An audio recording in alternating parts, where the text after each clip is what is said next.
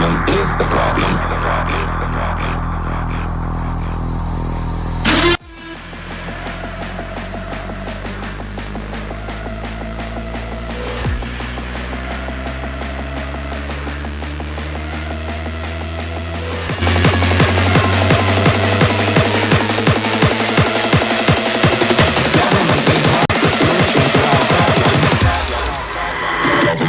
the problem.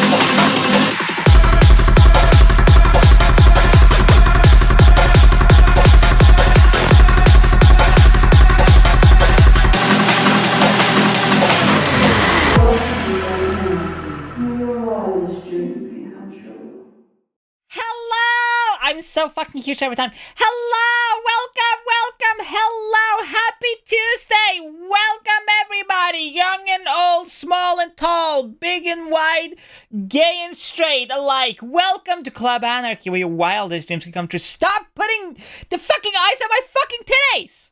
Why do you need two sets of eyes? You can have one. You can have one set of eyes. Why do you need two? You can have, what the fuck? Is my eyes not pretty enough? Come on, be honest. Are they not pretty? Man, I see you, nerd! Fucking nerd. A nerd right there is a fucking nerd. Right there. Right there. Why only two? Why? Okay, because I can only have so many pairs of glasses. I can only have such shitty eyes before my luck just has to fucking be better. Oh my fucking god. Why? Why is it instantaneous chibi mode every time? Okay, or maybe big head mode. Whatever! Hello! Welcome to the stream, everybody! I hope y'all are doing absolutely incredible. Welcome to the stream. I do have the least number of eyes in the farm, yet my eyes are the best. Because they're green. Why am I so horny? Because they're green, look. They're green, which means I see better. I don't know how that works, but whatever, it's... It's just how it is. Trust me. Trust me, bro. I made it the fuck up. Hello, everybody. Welcome to the stream. Before we get fully started into everything. Hello, Shinobu66_. The beer is to the left. Condoms you find used on the floor. Thank you, chat boy. You fucking dipshit. Before we get fully into everything, before we get fully started. Hey, chat. Could you spam the hi emo real quick so we can advertise this shit? If you want to come into the stream and say hi, but you're a little shy, you can get the coolest hi emote for free by just following the channel. Exclamation, no, nothing. You don't have to do any explanations. Don't listen to me. Just follow the channel. It's free. You don't have to be a subscriber. You don't have to be a tier 1, tier 2, tier 3 at all. You can just follow the channel. It's completely free, and you get the coolest hi emote in all of Twitch, and you can use it wherever you want. You're shy saying hi in that big VTubers chat. You're shy in saying hi in my chat. You're shy in saying hi in Marin's chat. Whatever. You can just follow the channel, get the hi emote, and then you don't have to say anything. It's a emote. It says everything for you. It's great. So, if you are somebody who is a little shy, not that big of a yapper, you can just use the hi emote. You can just be like, hello, and then go back in your lurk corner, and that's all you have to do. Thank you so much. Now, come here. Come. Follow me. Follow me. Also, yes, you do get, if you are a follower of the channel, you get two of the coolest emotes on all of Twitch. You get the hi emote and you get the transphobes emote. Yes, the transphobes emote, the fuck transphobes emote, which I was not allowed to call fuck transphobes, is for free. You can get it for free. You just have to follow the channel. You get both for free. You don't have to be a subscriber or anything. It's great. It's awesome. Would I be smarter to put that shit behind a subwall? Yes. Do I give a fuck? No. No, I fucking don't. Yes? Remember, chat, when life gets hard, There is always a pretty trans goth who can comfort you and give you a good time. Also she makes you harder.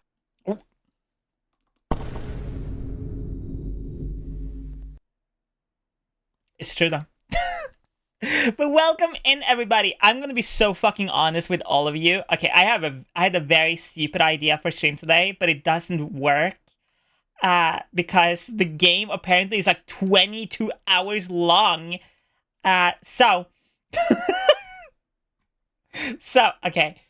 I saw Miss Lala play this game and I thought it looked so stupid that I really badly wanted to try to speedrun it. Lala played this yesterday. Good pizza, great pizza, right?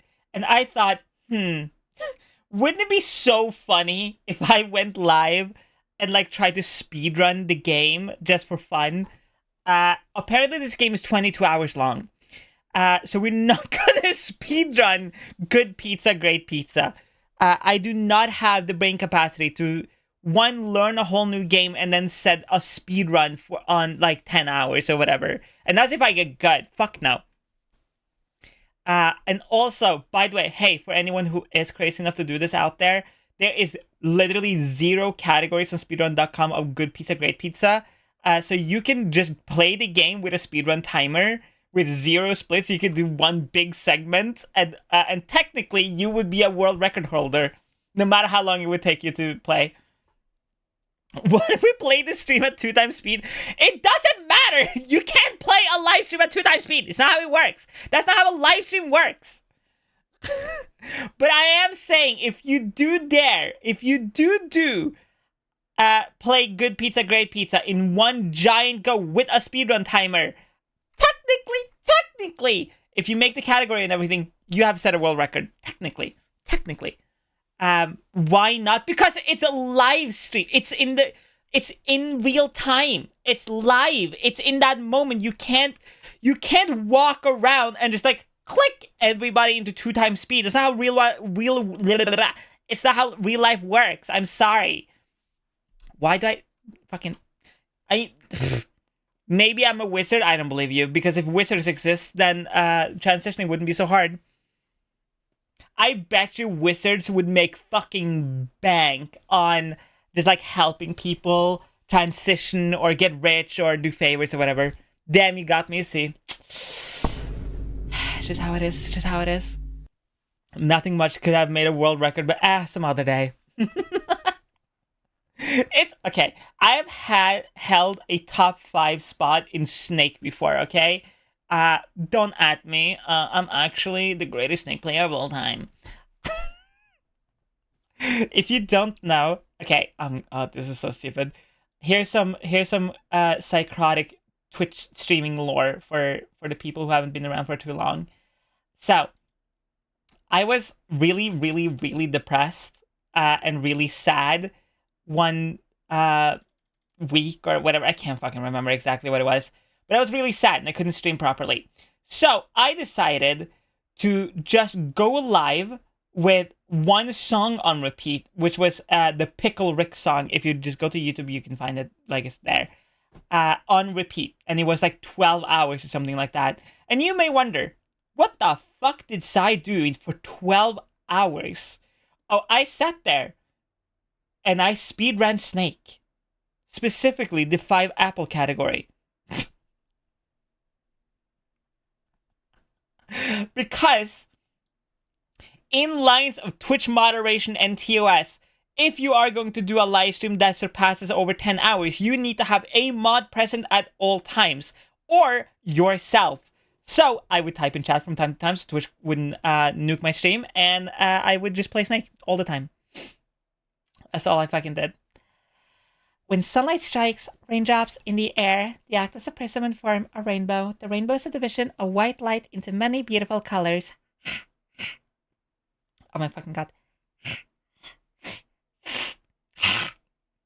Yes, hello. 2 times speed on Sai's talking makes her trip over her words. No. I'm fucking the fastest speaker, yoinker, yipper, yapper, even on all of the fucking Twitch. I'm fucking crazy when it comes to yapping. I love yapping. So yeah. So, what the fuck are we doing today? That is a great question that I have no answer to. Either we try good pizza, great pizza, because it's making pizza, and when the fuck has that ever been a bad thing? Or we just yip yap for like 3 hours. I don't fucking know. We could always keep playing. Oh my fucking god, what is it called? Deadly Premonition. Oh my god, I literally forgot the name. But I also think we all need a break from Deadly Premonition because Jesus Christ, that game is insane. It's so...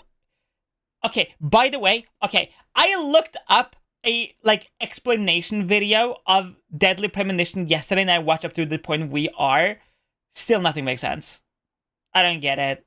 I don't understand. It's just like a guy and like seeds and like people are killing each other and it's like raining and there's like people murdered in the rain and then like the rain makes people like insane or I don't know. I don't know. Okay, Heavy Rain. Jason! No, I don't think we should play Heavy Rain. Should we play Heavy Rain? Chat, do you want to play Heavy Rain? I have Heavy Rain, I think. Hold up. I do have Heavy Rain on PC. It's 40 gigabytes! There's a trading card game now available for Heavy Rain. Why the fuck is there a trading card game?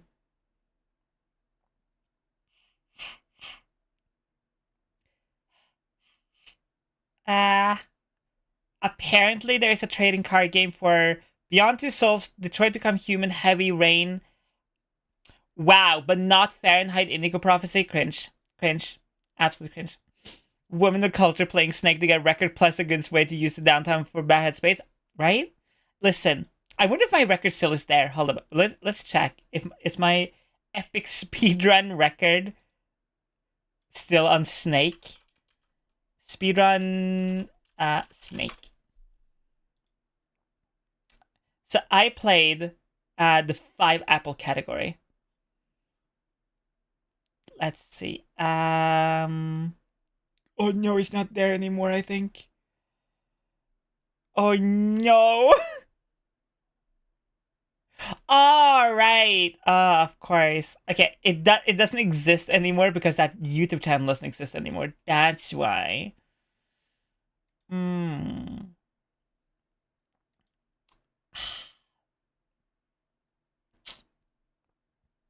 So to submit to speedrun.com, you have to put a YouTube video in your or a Twitch VOD or whatever as like proof. But that channel doesn't exist anymore. Jason! We could play Heavy Rain, chat, if you want. Still a question, have you played Fatal Frame, the sort of a cluster of things, so sure, but thought you might want to play it, spooky game to play? Fatal Frame. That sounds so familiar. Do I have it? Fatal Frame. I do not have it. Do I have it? Or have I heard of it? Oh, it's the when you take pictures of the ghosts. You're like the girl and you go around and you take pictures of the ghosts. That's what it is. Also, chat, how are you doing? Let me say, I forgot to say hello to everybody. Hello, Sarah. Hello, Prey. Hello, Great. Hello, Penguin. Hello, Dib. Hello, Pyro. Of course, welcome in. I love you. Mwah. Trans woman with no thoughts. Yes. Hello, Knackered. Hi, Hikari. Welcome in. And one, by the way, hi, new chatter. Hi, new chatter. Hi, new chatter. Hi, new chatter. Hi, Lear. I see you in there in the lurk. Hello. Hello, everyone. Hi, Shinobi. Welcome, everybody. Sorry, I forgot to say hi earlier. Fatal Frame, exciting game of building window frames in the rain. Oh my god, it's like Heavy Rain, but with ghosts. What the fuck? The thing with Heavy Rain, I love Heavy Rain, do not get me wrong, but the thing is, now that we like all kind of already know the story of Heavy Rain, it kind of like loses its charm a little bit. I feel like all of those, like David Cage or whatever, games always become worse as soon as you know the story.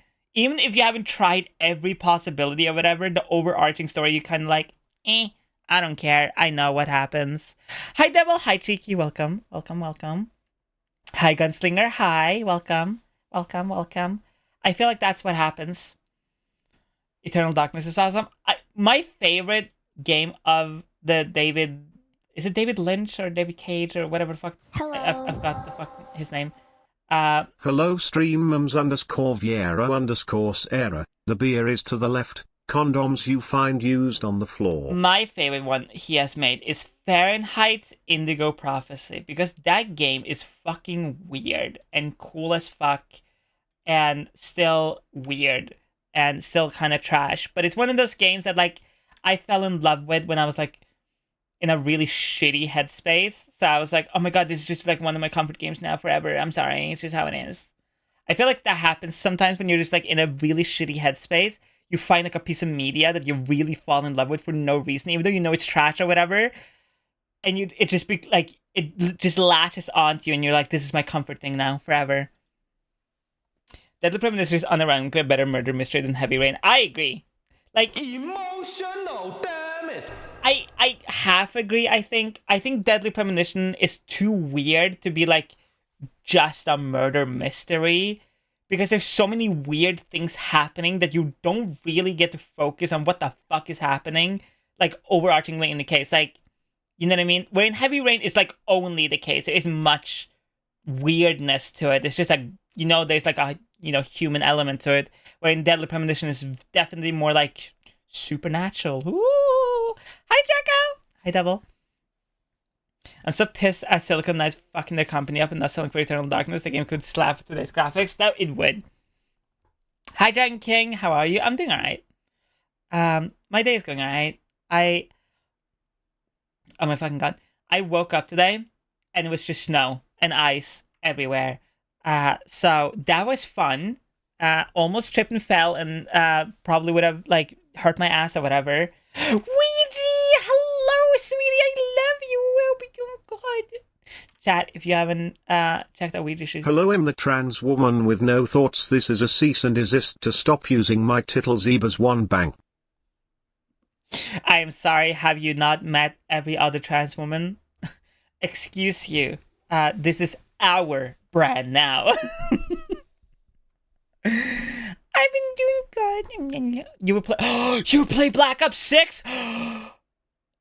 You gotta hit me up. I fucking. Oh my god, I'm so close to Prestige. It's actually stupid. I love.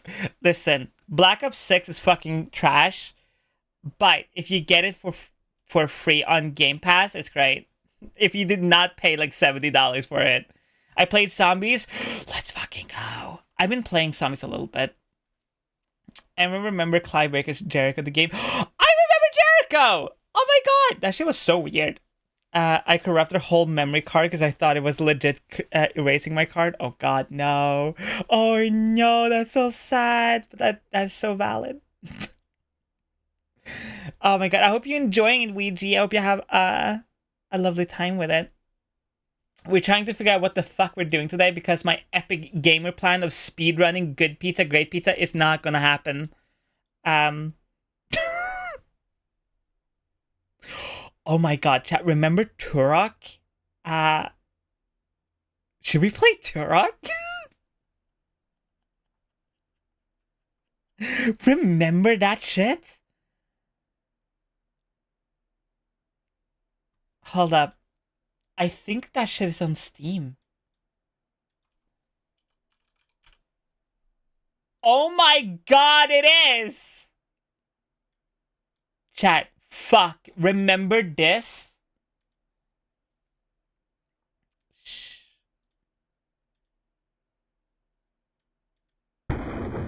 I am Turok.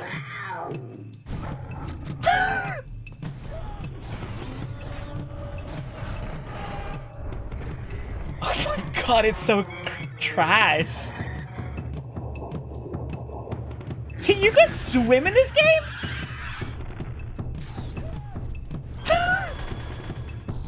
Jesus fucking Christ.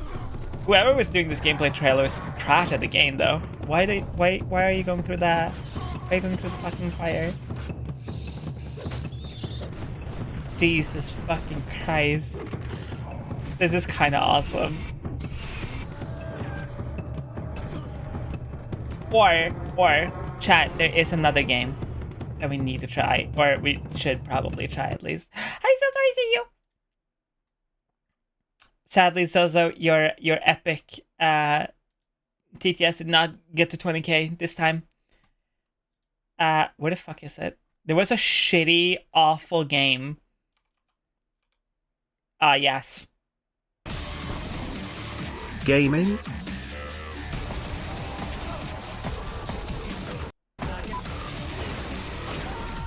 Yup.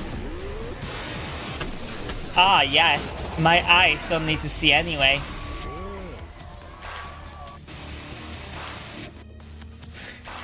Let me just read you this game's title. 420 Blaze It 2, Game of the Year dash equals dank dreams and goated memes equal dash this bracket hashtag wow slash 11 like and subscribe bracket poggers edition.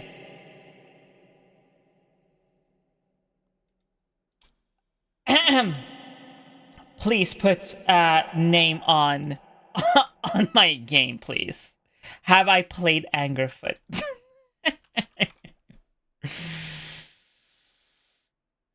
Yes, the fuck I have. I gotten almost all the achievements in Angerfoot. It's actually kind of stupid. But I love Angerfoot. So. With the power vested in me by the internet, and this dope-ass keep-out tape, I cast upon thee. Instant Charlie Horse. God damn!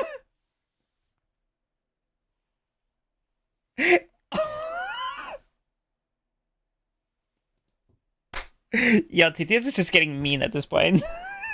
Holy shit. Remy, I love you. Does Bruno Mars... Emotional, damn it! Remy, why would you do this? Does Bruno Mars is gay?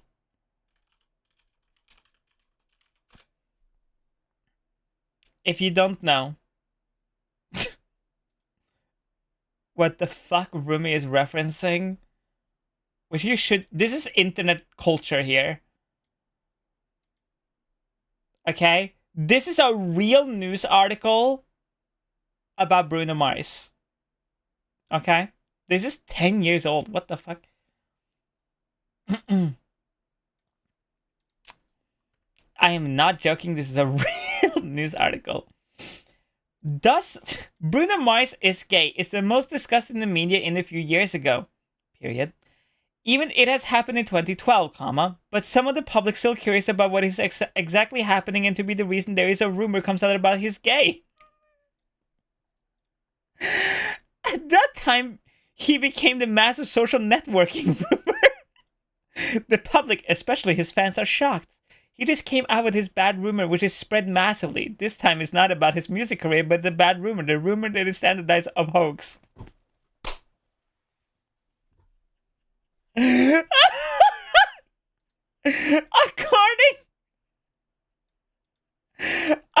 to the last reported, this singer revealed himself as homosexual. Oh my god. Do you still believe or not? The rumor is really much talked by people, even a person of his fans. Yep. So it's not a satire article? Nope. No.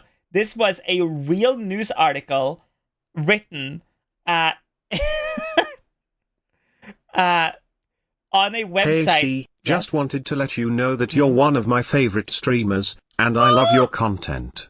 You're really funny looking. That is Fortnite dance. Did you try to say, yeah, funny looking Fortnite dances on you? You know what? I take it. I'll take those. That's whatever.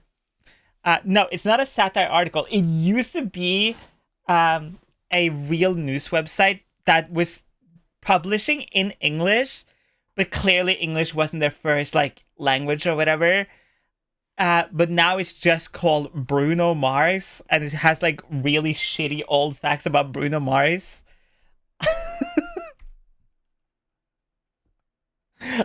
Because that meme is 10.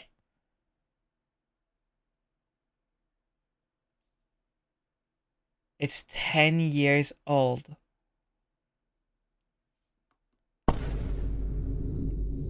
It's fine. I'll just dig my own grave. Hold up. I'll fuck it. Whatever. It's. Oh, God. Chat. I'm sorry. Emotional, damn it. I'm sorry. I'm sorry. I'm sorry.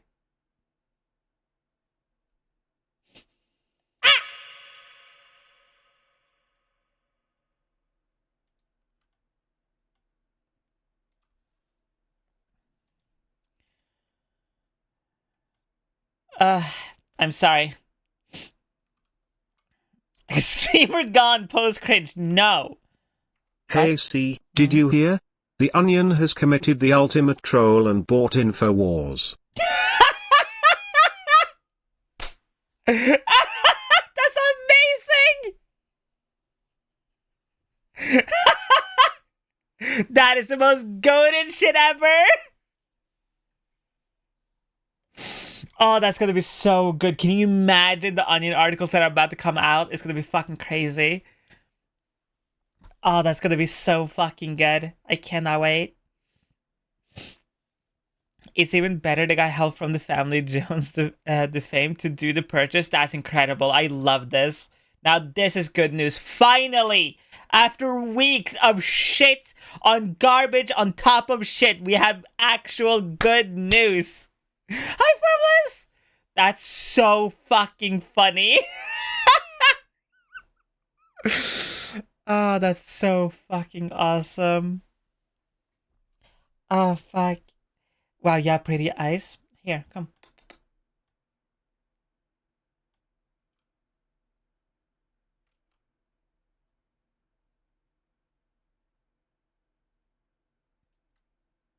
You will gift your subs to me. Give me everything you have. Sorry. Happens, it happens, it happens. Sorry. Chibi Sai says, take your meds, drink your water, have some food, bitch. Take care of yourself. Remember, twice a day. Gotta eat at least twice a day. Okay? It's important. It is. It's important to take care of yourself. Okay? Also, eat ass, get fast, be gay, do crime. Boom. I feel like my message has been delivered.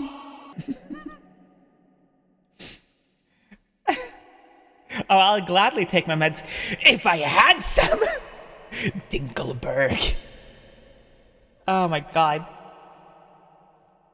I love the hard eyes. I want more stuff to do with the eyes, but that is for 2.0. That is all for 2.0. That is all for 2.0 stuff. Holy shit. By the way, chat, I checked when my ref sheet was done for 2.0. It was done this time last year. Bruh. Oh my god. Thank you, Jacko. Thank you. But it's gonna be so good. I'm so fucking excited to show off all the stuff and all the things and all the crazy shit. So good. It's gonna be so good. It's gonna be so fucking good. Like when everything's like set up and ready to go. Also, 2.0 is going to be like full body tracking ready as well, where I can use full body with my current self. The problem is it breaks everywhere and every which way because it's not set up in that way, which takes a lot more time and more effort because it is a lot of just testing, readjusting, adding bones, taking out things, putting it back, trying in many different ways, putting it back, like going back and forth like that. So there's a lot of effort on both the streamer or whatever and the model maker, because there's a lot of like just back and forth, really tiny adjustments, really tiny things. what if the googly eyes shot laser and the laser transes people's genders? I would never want to trans someone's gender accidentally. What if they don't want to? Hi, Zinez. Yeah. Why are you gonna get beat up? What the fuck? Wait. Wait, hold up. Why are you gonna get beat up? What happens? What is happening? Why are you getting beat up? Like, what? What is happening here? Ah!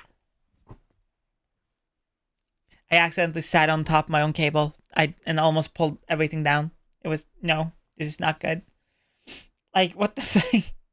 I've said this before, but my goal with my model and everything in the end is to basically be like a Sims character.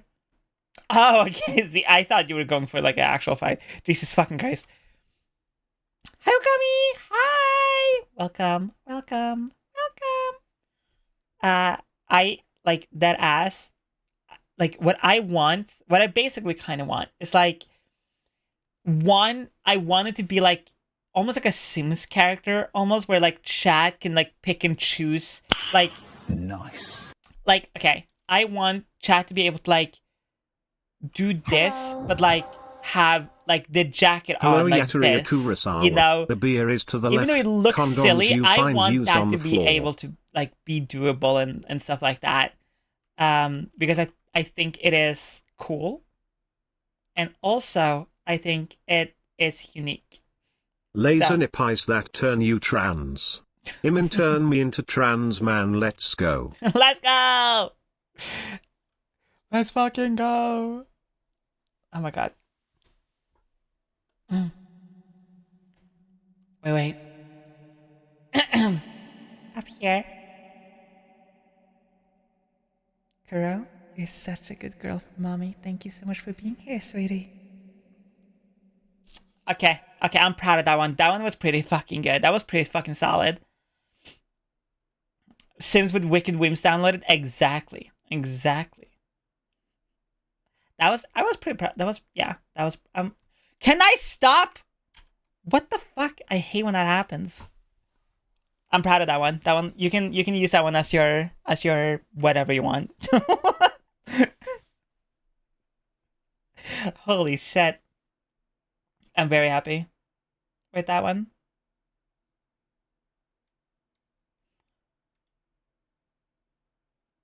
What if somebody redeemed boy girl person during chibi mode? I've done it in chibi mode before. People seem to sometimes enjoy it. But it would just sound really dumb. Also, the chibi mode one, I just kind of turn it off and on, like, as I see fit, I guess. Because, like, people redeem it sometimes in spots where I can't, like, do it right away or whatever. And sometimes the button just doesn't fucking work because I have to. So, like, if I'm in a game or whatever, I have to tab out of the game to do it sometimes. Especially if the game is, like, really heavy to run. Which is stupid. But whatever. Welcome to the limitations of VTubing so far. Okay. What I want for VTubing is, like, I want to be able to have, like, a perfect setup for anyone. Like, for anyone to do any type of VTubing stuff. You know what I mean? I want that. What about a reverse chibi mode where your head gets tiny and your body becomes huge? I mean, I could technically make that work.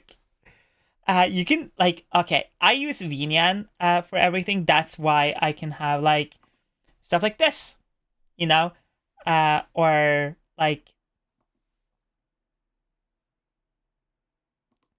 Vinian is, in my opinion, the best, like, VTubing software to use for like, this type of streaming. I am not talking if you are, like if you have, like, a 3D environment type setup, which you can use in Vinian, by the way. Vinian is optimized and made for 3D environments.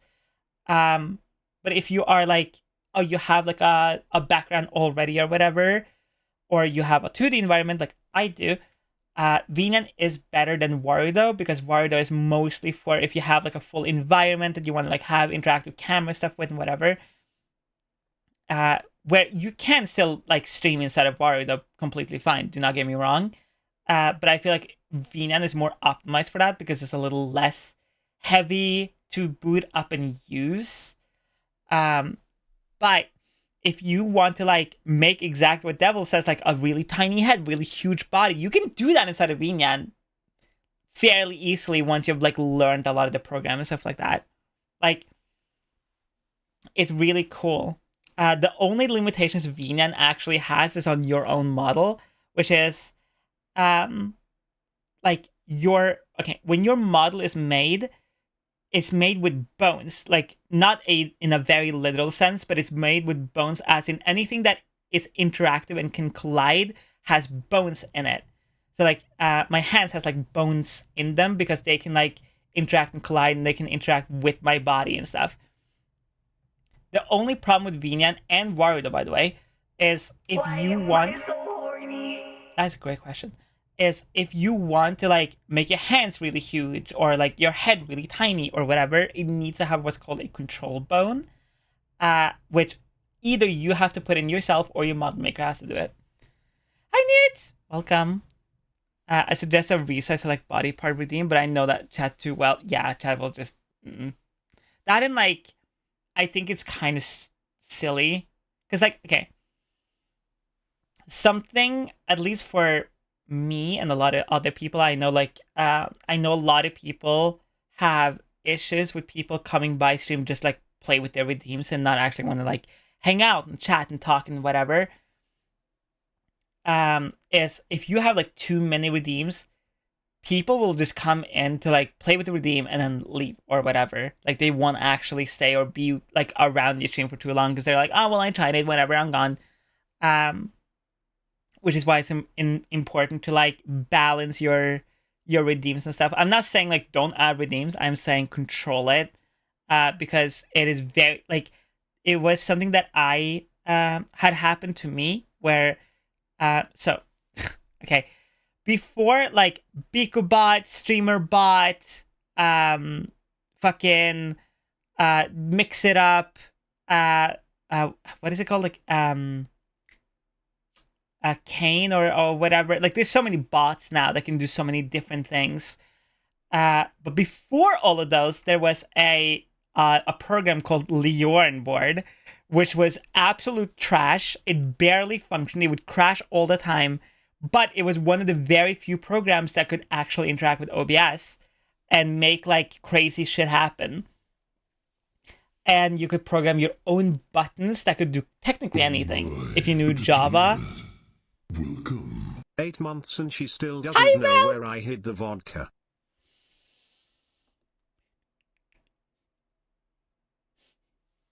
Please, hand me the vodka. So, I need to get a PC before I can do anything special. The thing with when I run, I would call a very light setup for VTubing. Like I run how many programs? I run 1, 2, 3, 4, 5. I run 5 programs, not including like Chrome, Discord, and then I stream to 3 places at once, which is Twitter and Instagram, and that's kind of it. And then everything is like OBS related, you know. So I use Mix It Up mostly because Mix It Up is just easier, and also I haven't had like the itch to like make crazy shit happen inside of OBS in a very long time. Because like I have my buttons, like we have obviously like the following camera that people really love. We have the blue screen, and we of course have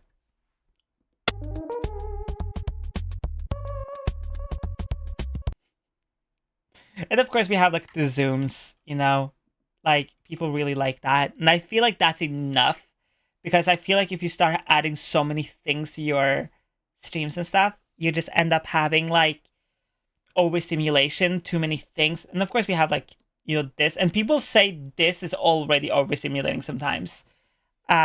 So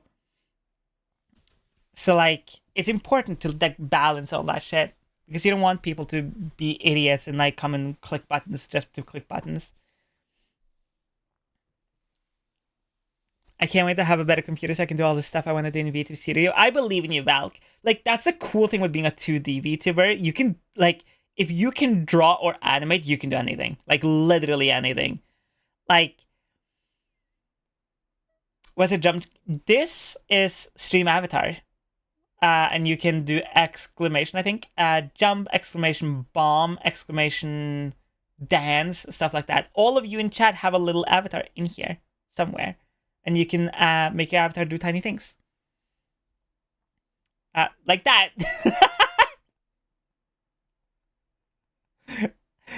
You can also dance, you can fart, you can sleep, you can sit. What other commands does Stream Avatar have? They have a lot of commands, actually. I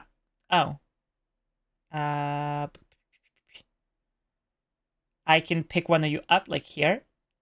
Of course, I did not mean to pick up Pyro. It just happens. And I can just fling them up. Look at this. Whee! Wow! Whee! Evade taxes!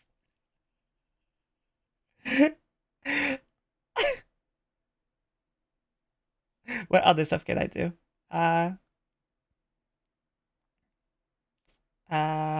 What is this?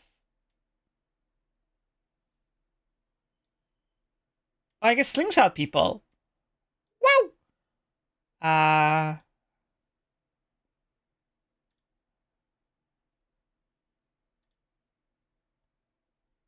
Here, have a star. You can catch a star and you can go crazy. And here you go.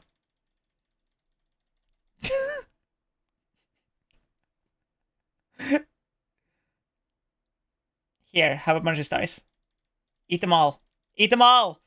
Eat them all! Take as many as you want! Oh god, it's lagging my computer. But there you go. Hi, Toxic. Everything good? Also, Gabo, I saw you in there. I forgot to say hi. I'm sorry. Holy shit, everybody's fucking getting a star. Everyone's eating. Don't eat them! They're drugs! You would... Jesus fucking Christ! You wouldn't you wouldn't download a car or whatever. My name / / is Optimus Prime, and I send this message to any and all allies taking refuge across this planet. Yes. Here, and we are waiting the / fucked up Optimus Prime that I made. / and if you try to deny us these rights, I will personally rip off your faces, because I am But the stars taste so good. You can't eat the fucking drugs. Wait, the dumb catch gave us about this? Yeah. So, this, like, hold up. Can I pick you up all at once? Damn, I cannot.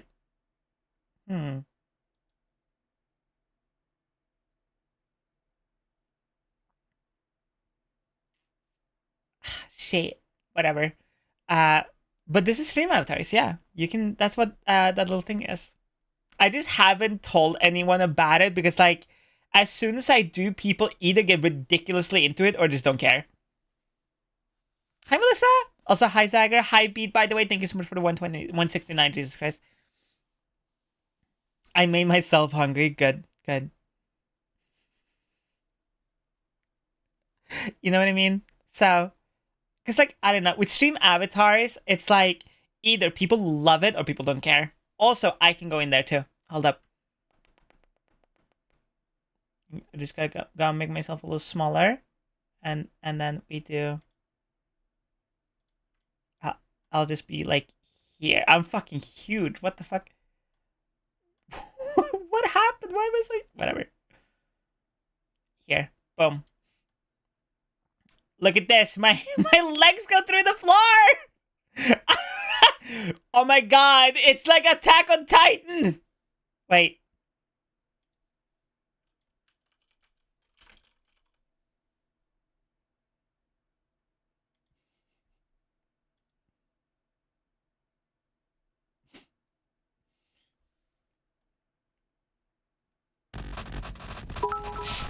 up! How Gotta dare you! support our gals. Thank you, Billy, thank you! Finally!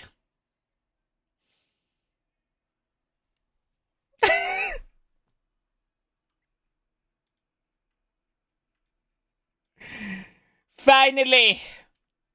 Chat, it's time.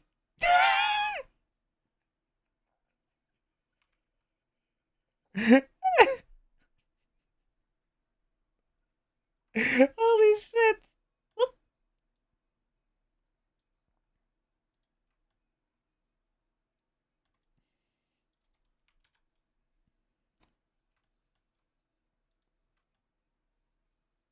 Hello.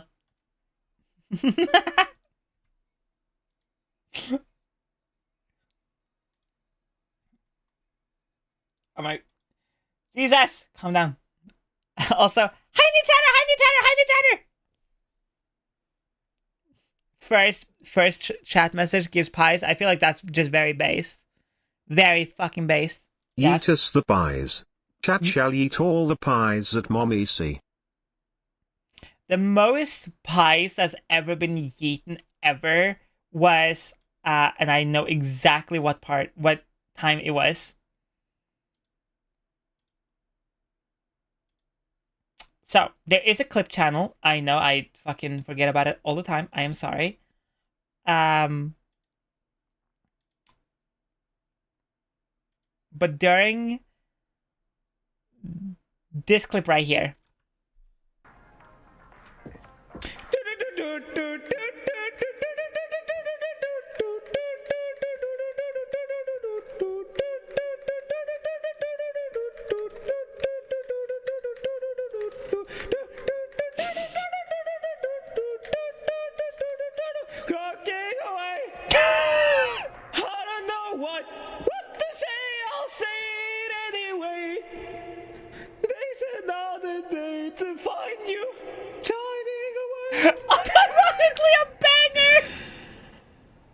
Take on me, take on me, take me on. I'll be Mommy C. gone. Please. I'm getting concerned for your mental health. The TTS coming in is such a banger. That shit looks scripted. It's so cool. Oh my god. Also, have you seen Death Note but there's no internal dialogue? You're under no obligation to do this, but I would you love mind submitting this. yourself to a test of your deductive reasoning skills? Sure, why not? Sounds like fun. All right, then. We can begin by taking a look at these. Photographs of 3 notes written by prison inmates while under Kira's control just prior to their deaths. None of this information has been made public. You can take as long as you want to look them over. Please let me know what you think. Very interesting. That's what Le was actually thinking inside his head. That's his internal dialogue. Yep. This is how it would be in real time. Like,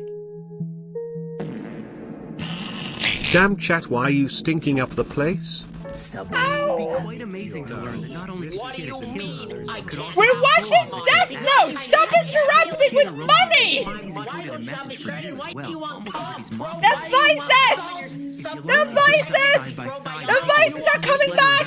They're trying to take me, Mom! Rearranging it like this. No! I'm not gonna go to jail because you want cum, you want me. Give me your cum. No! Give me your cum. Give me your cum. Subway, eat fresh. Chat, if I didn't have the sexual label, whatever, on my stream, how long do you think it would take for that to happen? Fuck!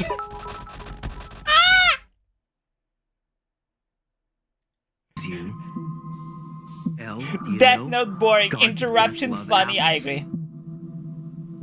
But there are obvious print numbers on the back of all these photographs. Arrange it in that Also, order we get. 1 minute. Now, What? Do you know? Love You don't think we apples, gods survived of one death. stream? That doesn't sound right. And based on that, it's hard to believe that Kid No. wanted you to I read feel it like this we would way. survive at least like a week. You're under no obligation maybe to do like- this, but No, because I stream 3 times a week. Yeah, I think we'd survive a week. Yeah. Yeah, a week. 100%. We're not that sus. Okay? We're not that sus. Also, yesterday, somebody asked me about voice training and shit. I cannot remember who exactly asked, whatever. But here's my voice right now. And I've been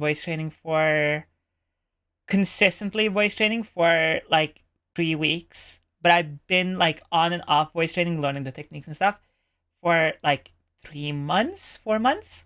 This is what my voice used to sound like. What does this do? Oh, you're not gonna tell me? I'll put my hand in it. Anyway. Oh, it's a puzzle over here. Hold up. Yeah, I don't know why it's not working. Oh, it's a person over there. Cool. I sound like I'm trying to sound like a man. If that makes sense. I sound like I'm trying to have a deeper voice than I actually do. Or, here's a better example of it. The S in sus is for secrotic, and so is the other S. They have set it up, but you will need 2 pictures or 2 PNGs. One will open. You just sound like fucking critical, dude. And one with a closed mouth. Then, when you have the PNGs and you have everything set up, go into points in BeautyBot, click this little plus sign up here. This will make a whole new The EU Charlie. BeautyBot, which will then appear on your stream once you start clicking save. U You is don't for have to make uranium this everything. bombs. You can also tie this into. You know those, oh my god, Fem Charlie. Hey, what is up, guys? No, wait, how would Charlie sound like a female? Hey, what is up, guys? It's Critical, and today we're going to talk about how coming on your homie's face is actually pretty goated.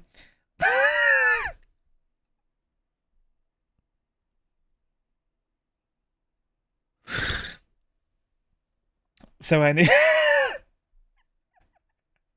you need to go deeper. So what is up, guys? It's Critical.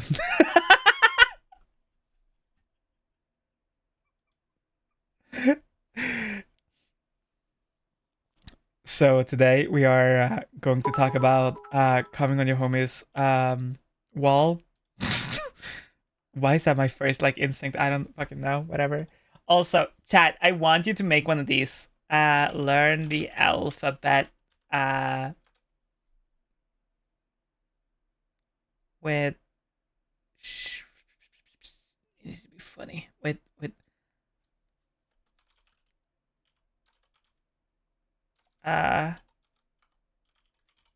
is it this? Yeah, this one. Wait, is it this one? This is more trans than This is more trans than Fallout New Vegas fan who uses Tumblr. Oh my fucking god. Also, hi Mortimer. Is it? Oh my god.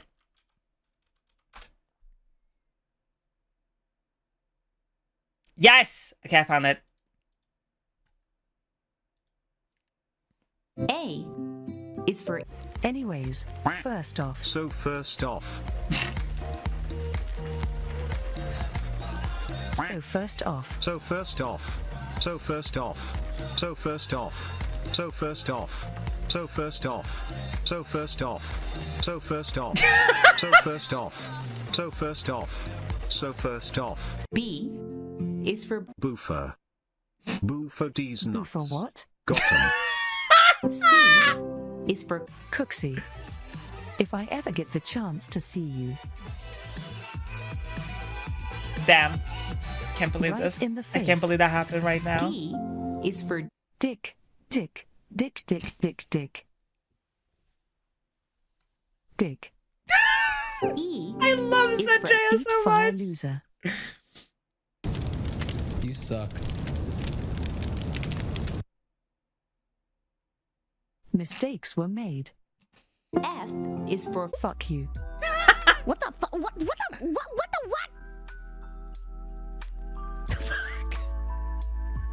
I meant to say fuck yeah.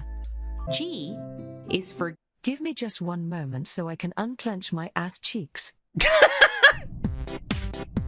Because they are very tight. Oh my god. But yeah. H. We need to make a edit like that. There's enough footage out there, I feel like. But yeah. My god. Hi Lueda, welcome in. So that's how much my voice has changed. I haven't, honestly, I would say, like, I've been hardcore voice training for like a month, maybe, like a small month.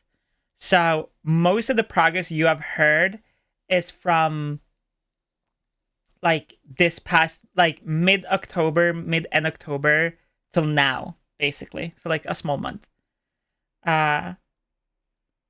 Holy shit. So if you ever sit there and you're like, oh, my voice is too deep. My voice can never be a feminized voice. My voice can never sound good. I will never pass as a woman. I will whatever.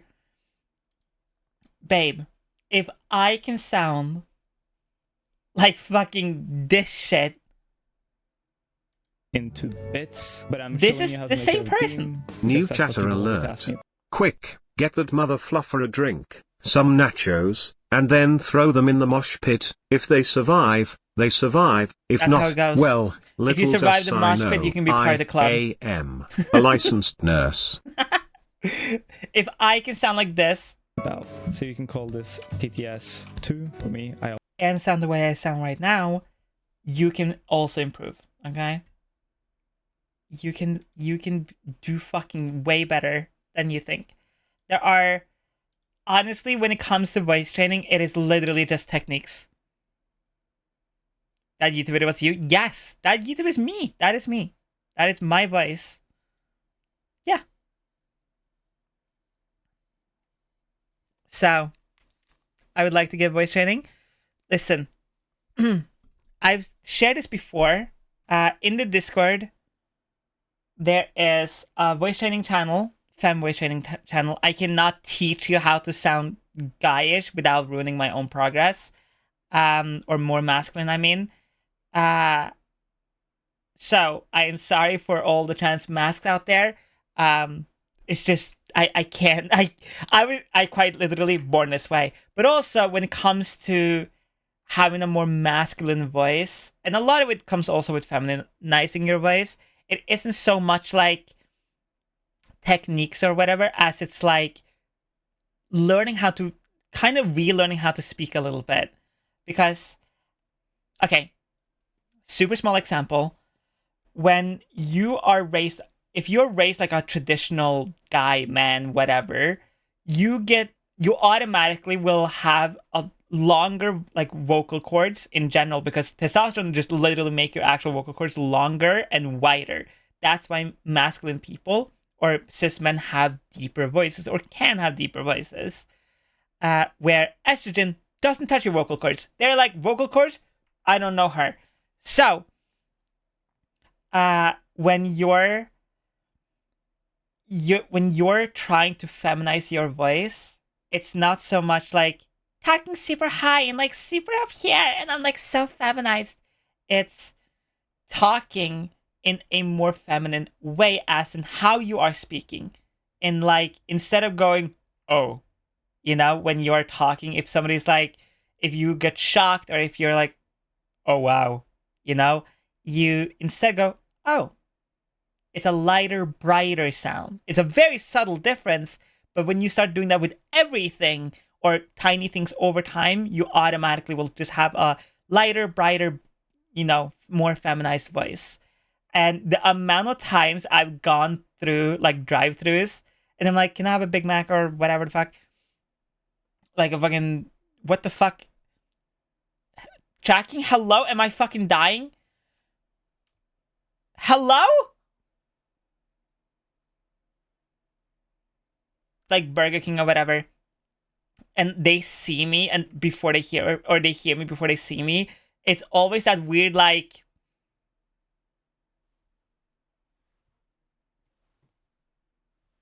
you know what I mean? Hi, Liz. Welcome in. Hi, Zyber. So, yeah. I'm sorry, the music was a little loud. It's also stuff like changing pronunciation, how you say words, not just vocal cords, pitch, and stuff like that. Yes. Yeah. 100%. Like it's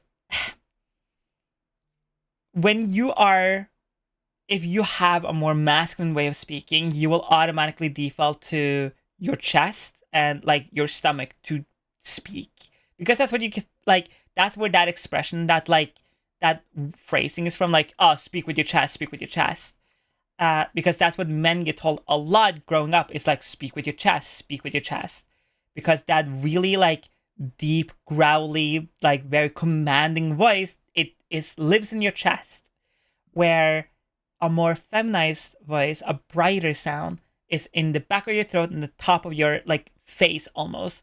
So like if you want to have a more feminized sound, voice, whatever, think about when you are speaking, like you want to speak from the like tip of your nose and the mask of your face and the back of your throat instead of your chest and your stomach area. And you can literally hear it where right now I'm speaking with the back of my throat like that. I have my larynx raised. I sound the way I sound. And yeah. But if I drop all of it and I speak from my chest, this is my voice when I speak like directly from my chest. And this is how it sounds like. Obviously, my voice is now a lot weaker because I don't speak like this anymore. And to me, that's it doesn't hurt, but it does feel uncomfortable to do now, because it's not how I speak anymore. And over time, you will just get better. Like, the thing with voice training a lot of the time is you will practice something, whether it's like raising larynx or like practicing your O's or like M's or whatever. And then you will probably not at all, like, you will probably not at all have a breakthrough of that thing. You will probably have a breakthrough on something completely else, and you won't. Sometimes you will notice it, sometimes you won't. Like, but the thing with voice training is quite literally, it's one of those things you just got to show up and do every day and just try to be better every single day. And with voice training, it's like, it's a muscle. Like, your larynx, your throat, your voice is a muscle. So the more you use it, the better you become at using it.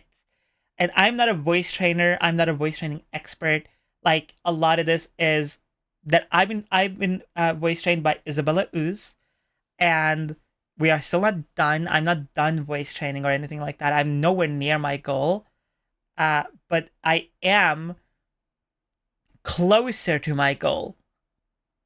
So yeah, the best way to voice train is to have your voice fight other strong voices.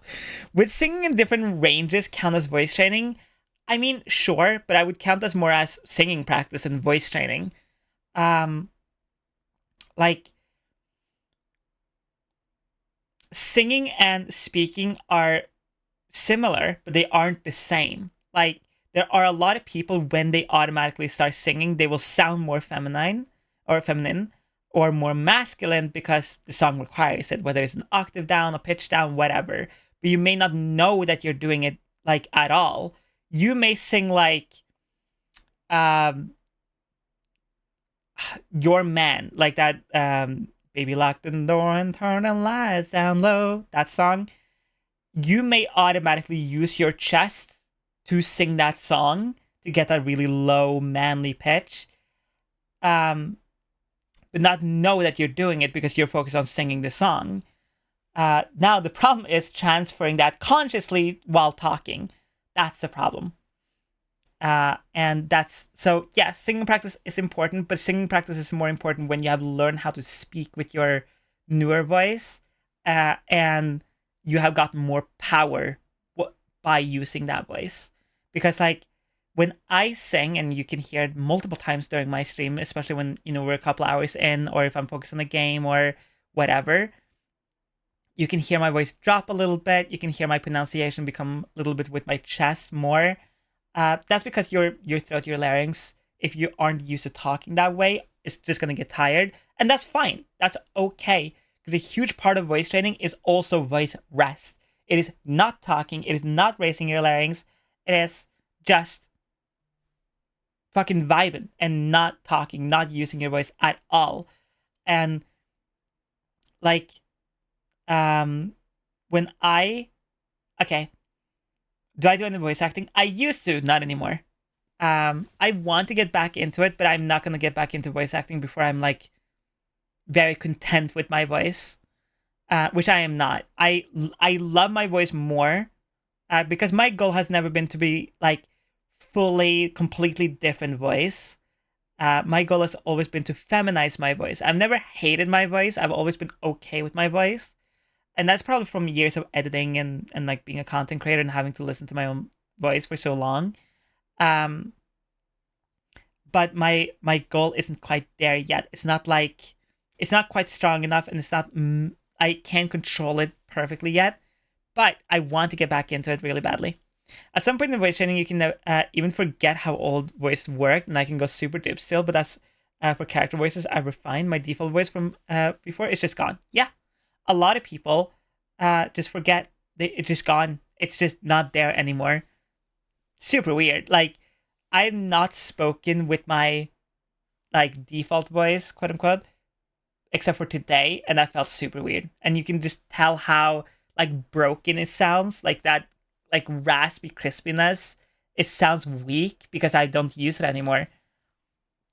Like, the first thing I do in the morning is I go to the bathroom, and then I sit there and I just sit on the toilet or on a chair or like on the floor, and I just go, and sunlight strikes, raindrops in the air, and I do like the ma, me, my, mo, moo, like that's for strengthening your voice, and just talk to myself. And I wake up every morning and I act like I'm talking to Chad, and I go, yeah, talking with your voice is really hard.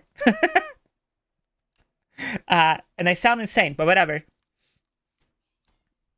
So, try it. I think it's yes. Is it frustrating to voice train? It is. Like, there are days where I just don't want to voice train. There are days where I don't like how I sound. There are days where I'm very dysphoric and I feel like I sound like I've made zero progress. But that's also why it's so good to go back and listen to like recordings, listen to your videos, streams, whatever.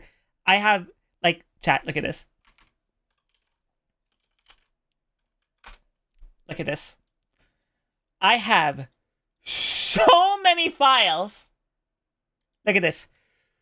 I have all of these are recordings from different points in my voice training journey. These are so many.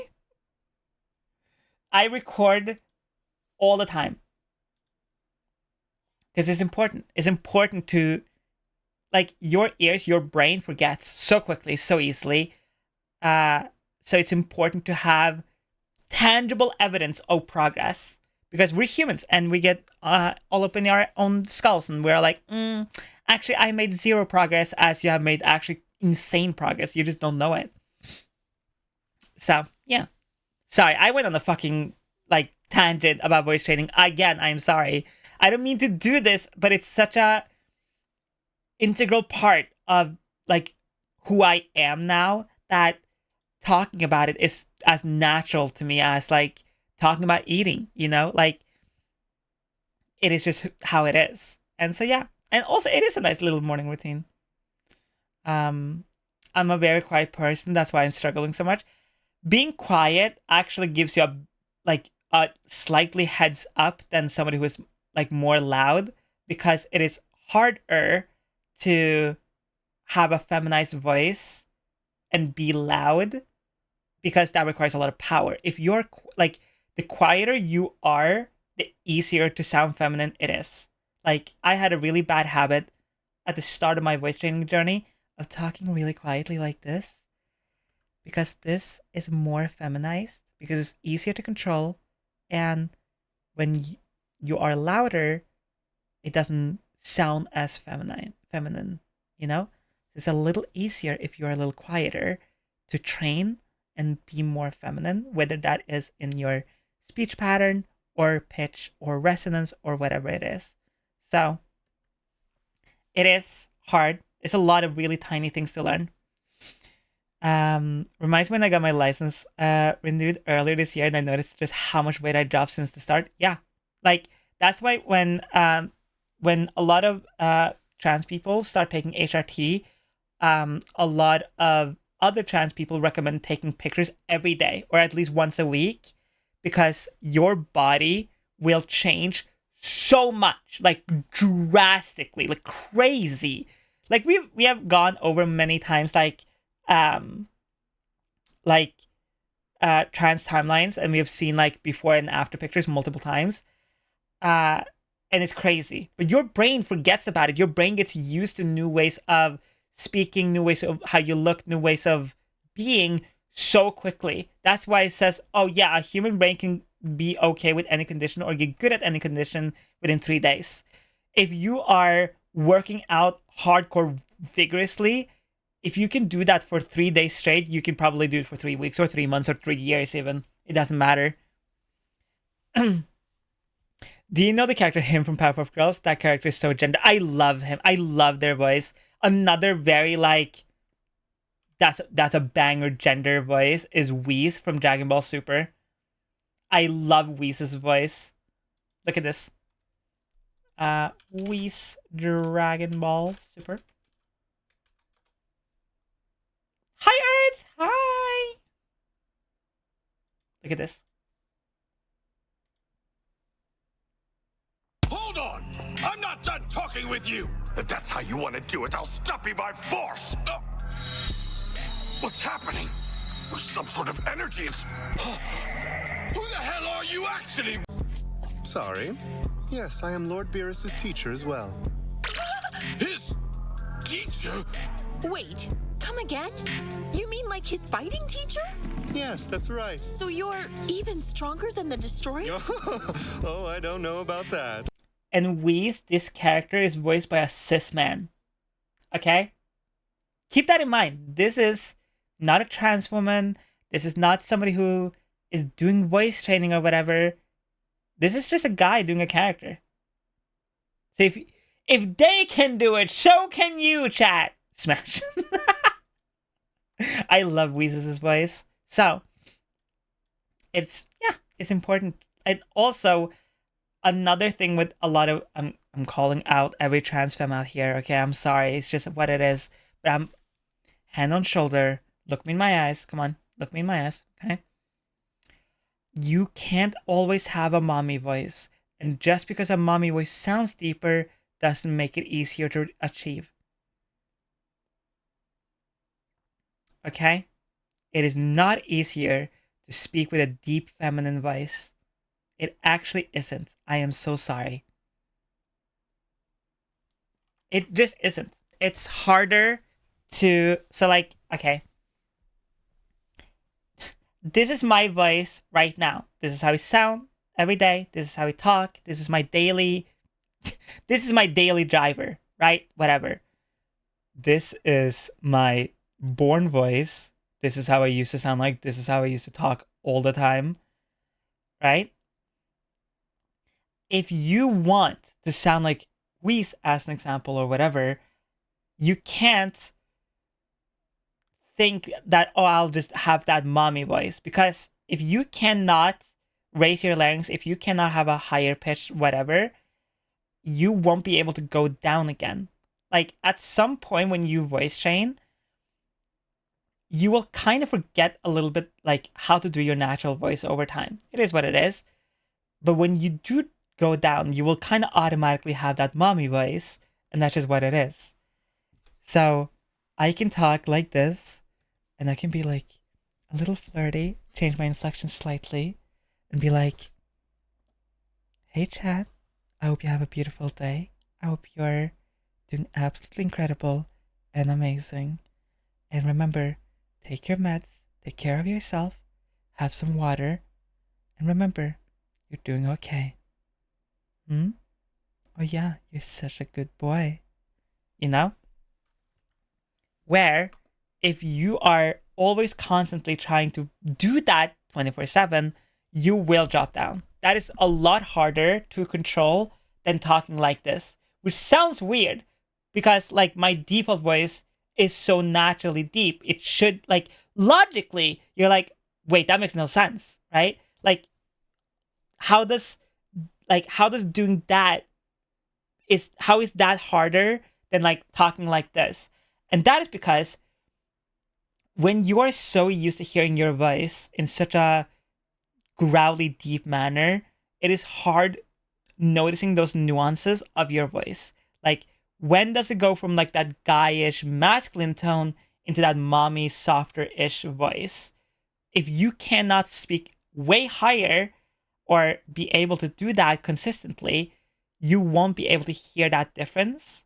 So it's easier to go way up here and then drop it a little bit down and talk a little bit here where it's a little quieter, and you get to use that mommy voice, and you can call people a good little boy or a good little girl or whatever. And that is voice training with Sai. I am sorry I went on the fucking rant. God, I'm sorry I become a stereotype. I become the trans femme streamer who talks about voice training. No! Say it's not true! Say it is not! But here we are. So yeah, I hope that helps in any way, shape, or form. I hope that helped anyone a little bit. I struggle with how to start. There's lots of videos who talk about wavelengths and so on, and while similar, different people focus on different stuff, and I don't know which to follow. Okay. Blood, sorry I didn't get to your question or your statement earlier. I want to tell you where to start. Okay. Here's where to start. Start with raising your larynx and breath control. That's where you should start. Because that is the biggest hurdle. That is what most people get stuck on. And that is also what takes the longest. And you will keep practicing no matter how feminized you sound like. You will always have to learn how to raise your larynx. There are days where I feel like I'm raising my larynx, but in reality I'm not. That's where you should start. And how do you raise your larynx? What the fuck? How do you do this? I'm not going to teach you like what is the larynx or whatever, because there's way better, more qualified people to do that, and I can only teach you on how I personally do it, okay? And this is how I personally raise my larynx, and I hope it helps. If it doesn't work for you, it's not the end of the world. There are other techniques you can follow, but this is my specific one, okay? Relax your voice. Completely relax, whatever, okay? And then go like this, right? And that is what we call the big dog, okay? This technique is called big dog, little dog. I don't know why it's called that, but whatever. The idea is like you're going to pant as a dog, and you're going to pant shallow breaths. You're not going to make yourself lightheaded or whatever. And the idea is when you are used to talking in a more more masculine voice, you will automatically go like it's a big breath, right? Almost like a sound. What you want is a thinner, lighter E sound. So you're going to go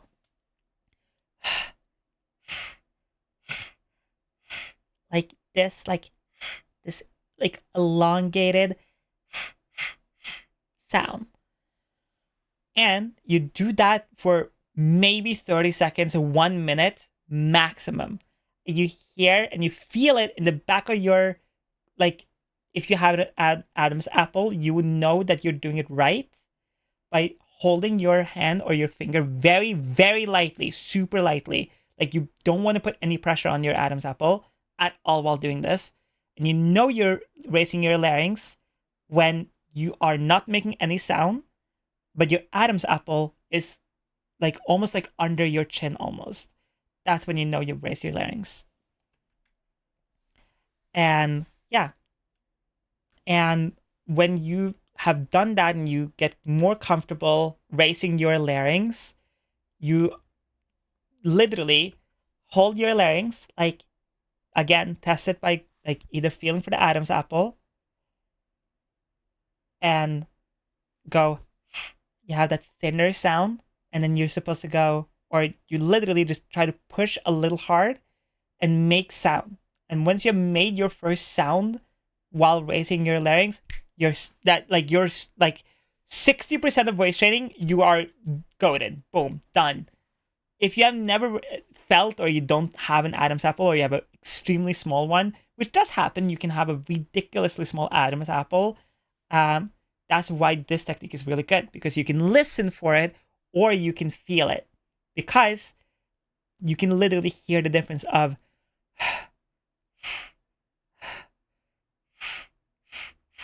you want that like higher noise. And it also helps to smile while doing it. I don't know why. I think it's like when you smile, kind of all the muscles kind of like tenses a little bit and goes a little bit up. So you're automatically like talking in a more feminine. I automatically do this now, but whatever. So yeah, that's why it's a really great technique. And if you don't like that technique, or it doesn't really work for you, you have the sound. It's a lot shallower, it's a lot smaller, but it's the same idea where you start pa, pa, pa, pa, pa, pa, peanut butter. It's the same idea. So yeah. And that's why those techniques are ridiculously good. Any technique that you can do with your breath is goated, because you don't have to think about, oh, am I doing it right? Am I doing it correct or whatever? Because you're constantly listening to yourself while doing so. And if you're doing, then you're doing it wrong. Then you're doing big dog, but you want little dog. You want a more higher pitch. You want, so yeah. And it gets easier. The thing with your larynx is when you never used them like that before, they're going to be weak, and you will have a way, way harder time to like really hear it hard. But try to use that technique every day. Like 1 to 2 minutes with a couple hours between each time you do it. And yeah. Instructions unclear. Learn to bark. No, that's a good. No. Instructions were correct. Yeah. Instructions were very correct. Don't worry. Don't worry about it. You're doing fine. So yeah. And I hope that helps a little bit. It helped me a lot. And any E sound and smaller O sounds help as well. This is just Sai trying to get chat to pant. No, I don't need to voice train Teach to do that. So yeah. And I have my larynx raised pretty much 24/7 at this point. It's almost just subconscious. I can't really turn it off anymore. But there are definitely days or moments where I like my larynx drop, they get tired because it's a muscle. Oh shit. Let us bow our heads and pray. Dark Mother, who art in Club Anarchy, unhallowed be thy name. A kingdom of God, do I need that nun on Twitch, outfit? but especially the coffee shop. Give us this day our daily HRT, and encourage our degeneracy as we encourage the degeneracy of others. Lead us into temptation and deliver us into chaos. For thine is the kingdom of trance, lewdness, and content creation, for now and forever. Trans rights are human rights, and fuck you if you think otherwise. Amen. My ex texted last night just to tell me they found someone else, called him a twin flame. I rolled my eyes so hard.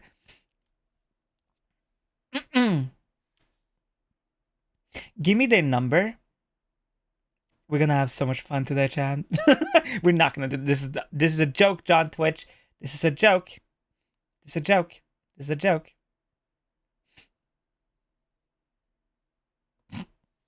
That's so stupid. Hi, Moose! Welcome in. But yeah, I will look more into it. I hated my voice all my life. Getting it more to where I want can help in the long run. Yes. With let me find it actually, because I think it's such a good resource. Okay, this was given to me on Blue Sky, I think it was, or maybe Twitter. I cannot remember. Maybe both. This is a while ago, but whatever. This article right here is amazing. Okay, not only, and before anyone, if you are paranoid about the link or whatever, here I will show you. That's the same link. Enter. Here it is. This is the article. You can look through it here with me. This article goes over everything that you can possibly want to know about voice training in text format. But look at this. So this is an introduction part, but you can skip this introduction if you want to and go straight to feminizing or masculinizing your voice. Let's go to feminine because that's what I know and that's what we are here for. You can join a community, a Discord, whatever. If you want to, and here's the muscle training part, which is what we're talking about. This is the larynx, and this is the big dog, little dog, or the BDLD exercise. And here's this person doing it. And when you click on the link, I'll do it again, just so you know it's not a virus or whatever. When you click on the link, it will take you to a Google Drive with their voiceover. For our first and only lesson in raising the larynx, we are going to be utilizing short and shallow breaths in and out, which will make a ha sound. This sound is ha, as in hot or a fake laugh, ha ha ha. We do so first by imitating a I have to do the meme. Ha ha ha ha ha! Sorry. Dog, such as a German Shepherd, panting Hiking, to I cool see, by the down. way.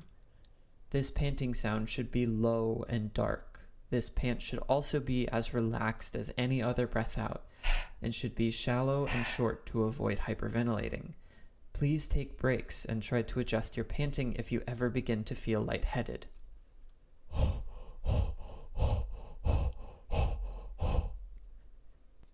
Now we will imagine a smaller dog, such as a corgi, panting. This should bring a much higher, brighter sound to mind. Beginning as the big dog, we then try and step up to the pant of a smaller dog.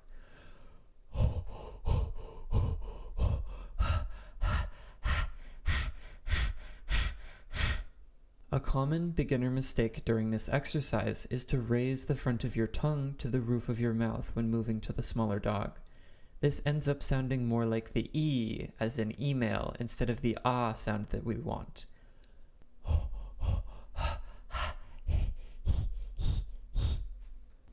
This manipulation of your mouth space does give us an overall higher brightness, but is impossible to speak through, and therefore useless to us. Your tongue should lay flat on the bottom of your mouth while your mouth is very open. The back of your tongue may rise, however that is fine and expected. You can confirm that your larynx is raising and that you're performing the exercise correctly by putting your fingers on the laryngeal prominence or Adam's apple and feeling when it moves up when you move to the smaller dog pants.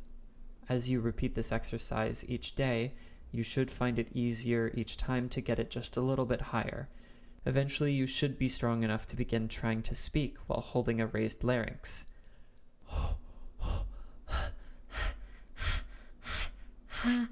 Hi. Hi.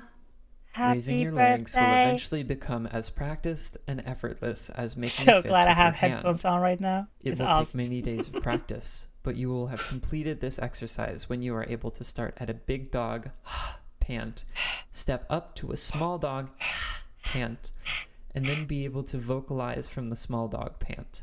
There is a 3-minute ad. I am sorry, chat. We gotta watch paint dry. But yeah, it's not my birthday. What? Also, King. Wait, King, are you in the ad? Say yes or no.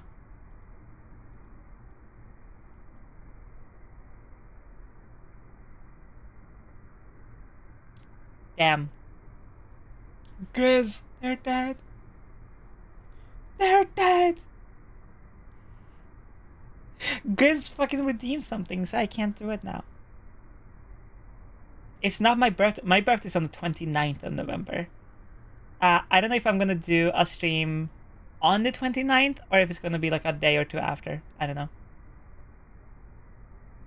November, baby! November, babes! Let's go! So yeah, I hope that documentation, that website, whatever, helps with people with voice training. Sorry, I forgot to put you on the screen here. There you go. It's hard. Voice training is hard. It is. Like, it just is.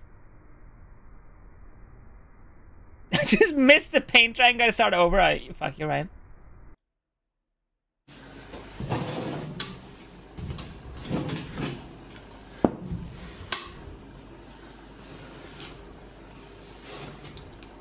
No! No! I'm sorry, I missed it. No, I'm a Sagittarius.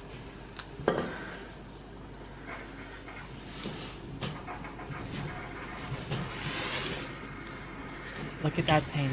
God. No, she's a woman.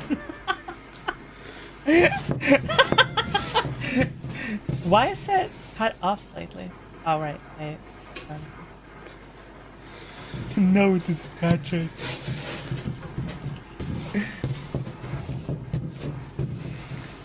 Those primal movements with the brush, so sexual. My god. This is the content I subscribe for. Truly, the genius of my brain. You know what's so crazy? We stared at this like paint drying for so long that like I can see where all the brush strokes and stuff are and where it will dry fastest and when it will dry. There's some sort of analysis of society in there.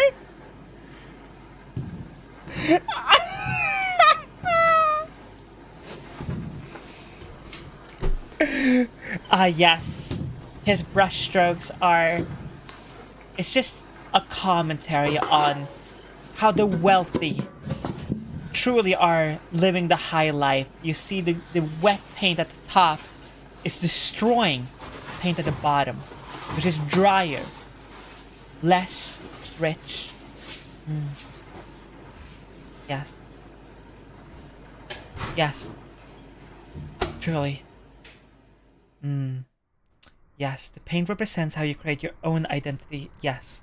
You start as a dry canvas, and your life is each stroke. Every decision, every choice is one stroke up or down, left or right. You never know how the actual picture will look like, but it will be done, no matter what.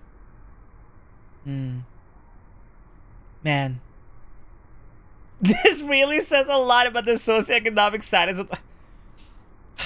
Can we, like, talk about the social economic status of the world right now?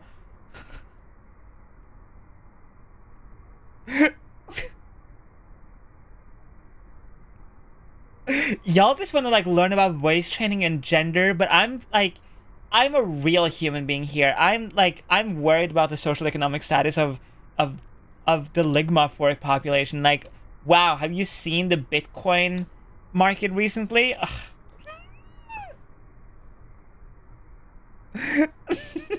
Like, the fish is going crazy right now. What the fuck is Jaden Smith even doing at this point? Like, does he still make music? I'm curious. Oh my god, chat, I'm sorry. Jaden Smith. I need to know. What has he done? Well.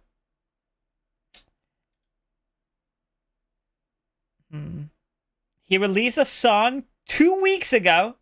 It has 1.4 million views. Oh my god, sorry, wait, what is Ligma? Can you educate me? I got you. So Ligma stands for Lemao, I guess. Ma 8. Yep, that's Ligma. So true, bestie. already, this is the most cringe shit I've ever seen. And we're literally 3 seconds into this fucking video. I am not 3 seconds. 3 whole seconds. I couldn't pause it fast enough for you to understand how cringe this is. First off, ignore this part. I don't care. You can sit on all the blocks you want. I don't give a fuck. But this Cybertruck instantaneously... Shut up. Okay, fuck you.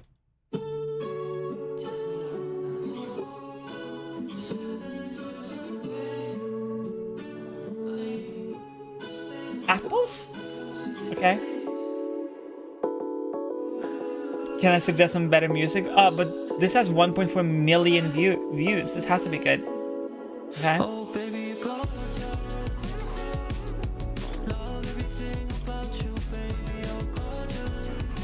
Okay. Okay. Okay.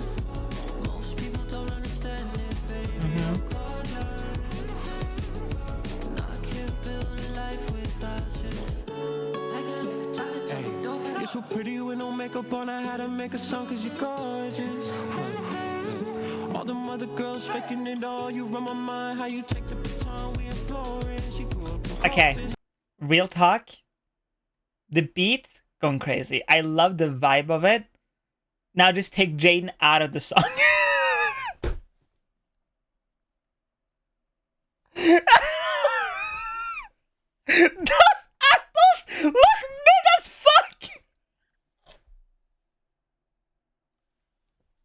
That is the hardest roast I've ever heard of someone that is that rich. Yo, you fucking sitting there as a millionaire, you buying mid as fuck apples, you bitch. They do look mid though.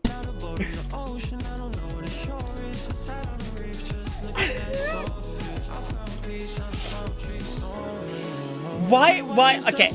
Why is there balls on your shoes?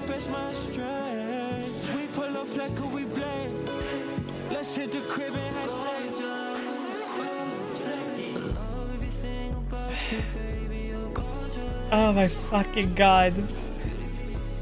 This heavy metal questioning for being in the Cybertruck! Alright. Honestly, this makes me want to cry a little bit. I'm sorry.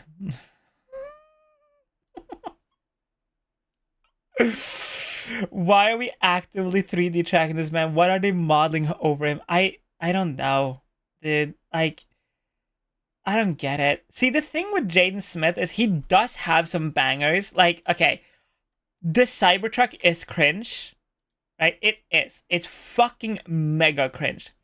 But one time it was used like semi-correctly was... Shut up.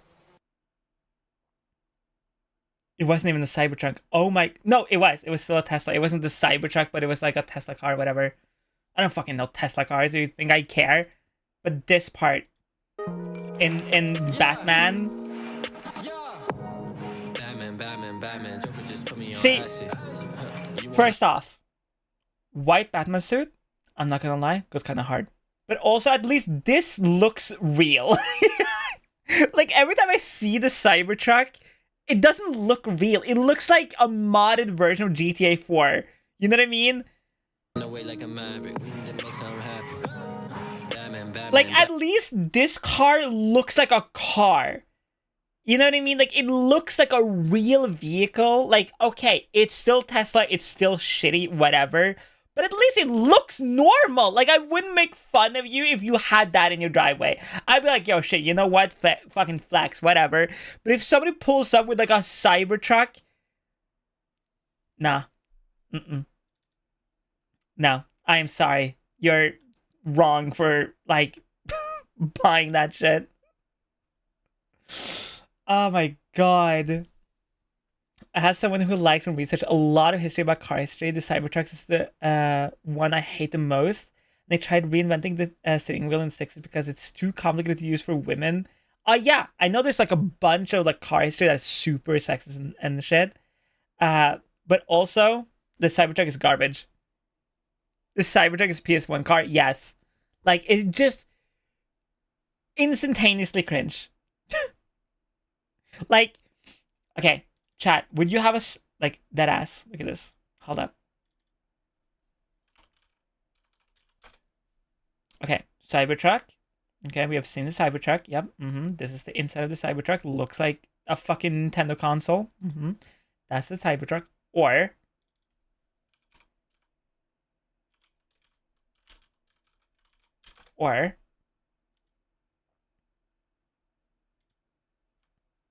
the Thunderbird.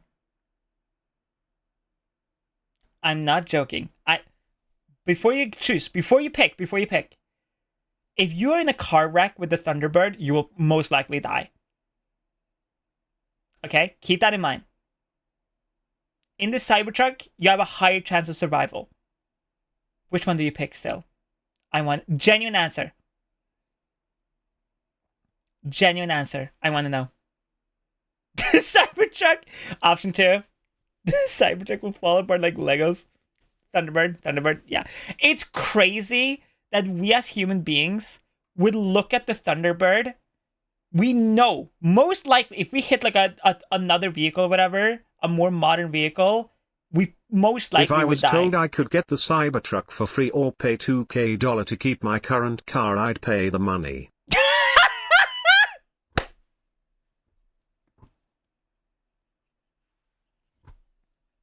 Oh my god!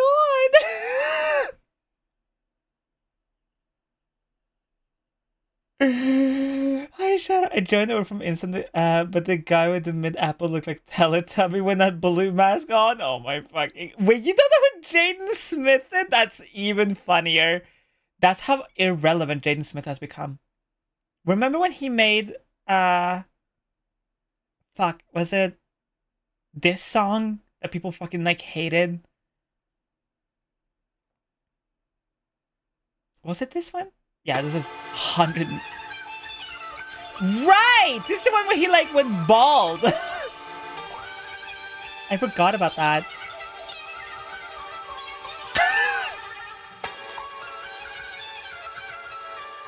Again, with the Tesla, bitch. Am I weird for not knowing who this is? No, you're fine. He still makes music? Yeah, he still makes music. What you call an icon living? Start a record label, Misfits just did it. Nylon cover 5 minutes. Whoa, we are too hot in the business. About to make a movie. So he referenced something there. Oh my god, this is so funny. Holy shit, this is so funny now. Okay, chat, you don't know this about me, but I'm ridiculously into like the music culture. So like I don't know why. Okay, I just am. Whatever. Music is a huge part of who I am, but that doesn't matter. He referenced this part right here.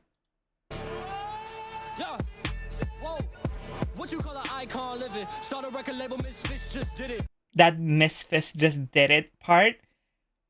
So this is so funny now. So Trans rights are human rights. Thank you, Kevin Conroy. Thank you, 07. Him and his little sister and a couple other people made a record label called Misfits. And if you think that title is heavy-handed, no, just you wait. Where, notice how everything he is wearing looks like patchwork? Because the whole idea behind it was, oh, we are going to start a record label and a brand, like a clothing brand. And all of it is going to be like recyclable clothes, right? So for like 3 years, Jaden Smith and Willow Smith, and even Will Smith sometimes, would appear in interviews with clothes that looked like, you know, fucking patch up and shit. Because they were promoting Misfits. Now. And here comes the fun part. Jaden didn't have a car until he had this one.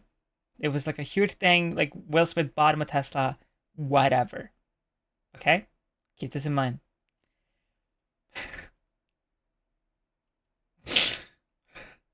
So, Jaden Smith, that interview when he's like, can we just talk about the social economical the status of the world right now? That part. In that interview, they asked him like, oh, you don't drive like any normal car. You don't drive like a gas car or whatever. And they're like, and he's like, no, I'm a vegetarian. I don't use any brands. I don't fucking support like Louis Vuitton, Gucci, whatever. Fuck all that shit. All natural. And he was still appearing like, raggedy ass clothes that they have apparently recycled, whatever. And then Jaden Smith had his heart broken. He had his first real heartbreak. Boo-hoo. Oh, brings a tear to my eye. We all been there. It's just so sad. We've all been there. That first heartbreak. That real just, we've all been there. We understand. We get it. Whatever. Right?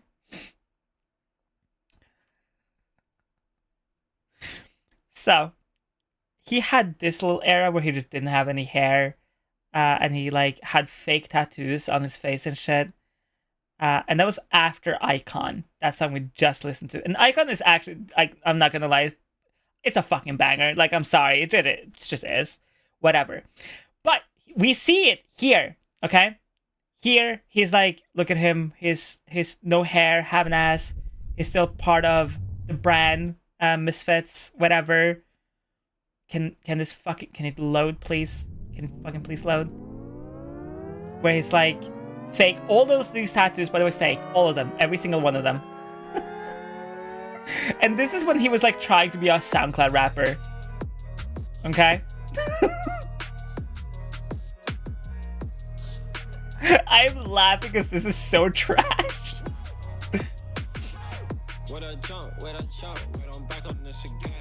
It's a dope ass set though.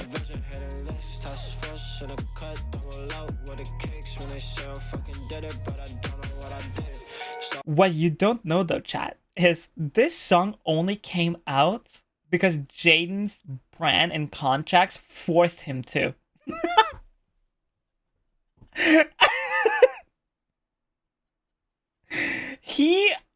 After Icon was released and it fucking popped off, right? He made his back. He didn't want to make any more music. Okay, every interview he was part of, whatever, everyone would be like, oh, you gotta drop more music. You gotta drop more songs. Icon was a banger. Oh my god, it's so good. You gotta drop more songs. What the fuck? And he just didn't. He just did not drop music. Which, when you're like mega stupid rich, sure, doesn't fucking matter. Whatever. You know who do care though? People who hold your contracts. People who want to make money. People who aren't super mega rich or want to be even mega richer or whatever. Okay? So, his sister, of all people, had to force him to make this song, which he proudly said, oh, I just mumbled some shit and made this. And the set and everything was just, came later. I was with a click, I'm hustling with the rips. Kobe with the packs, how they hit it, no assist. Take it back to maybe let it coalesce. I can't live it, never seen it in the flesh. He made one banger, I can't stop referencing it. But after this era, okay, he just, like, he went on tour, he had, like, a bunch of people screaming, like, Icon, and then there was, like, a super awkward moment when he tried to, like, keep playing his set and nobody knew anything else. Because everybody only knew Icon and nothing else, which was hilarious. But this era was his like most successful one because it was like in the middle of like the SoundCloud rappers. This was like when like Tekashi 6ix9ine came out, when Lil Pump was out, Lil Peep came out, Tracy, that era of the time. Okay. Then we go into he's in love. 80s aesthetics, 80s, 90s colors. He's in love. Old cars, old vibes, raggedy ass clothes. Look at them. Everything is pink. He kind of looks like Tyler the Creator a little bit because he was stealing a lot of his ideas. Oh my god, look at that. Wow, he is so awesome. Wow. Now, after this era, and this lasted for a while, okay? A while. He then, like, it goes from this pink, beautiful 80s, 90s aesthetic. It's not for everybody, but people really liked this era because it felt like he was making music because he wanted to. Then he made this song, I Don't Want to Cry. I know nothing about the SoundCloud era. Oh my god, I love that, so I can teach you all about it later. So he made this song.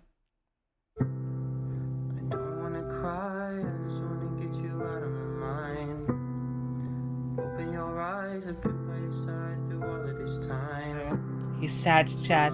He's sad.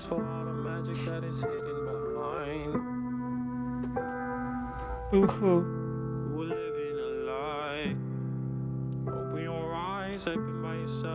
He's so sad. His heart is like a vast ocean. I try not to laugh. It sounds like Die Joji. Funny you would say that. Why does he look like he needs to poop? So notice that this is a year ago. Okay, let me show you a little familiar song, maybe, you know, maybe another familiar aesthetic you may be a little familiar with. Have you heard of this very tiny, you know, underground artist you may not have heard of before called Joji? Hold up. Where is yeah. So this is 88 Rising. It's a record label that is now kind of cringe. Whatever, doesn't matter. It was a huge part of bridging a lot of the Asian artists and the Western market together. So a lot of Rich Brian songs, Joji songs, Ski Mask the Slump God. They had a lot of Western and East artists coming together. Okay, but Joji made his full debut under 88 Rising, which Jaden Smith knew nothing about. But notice.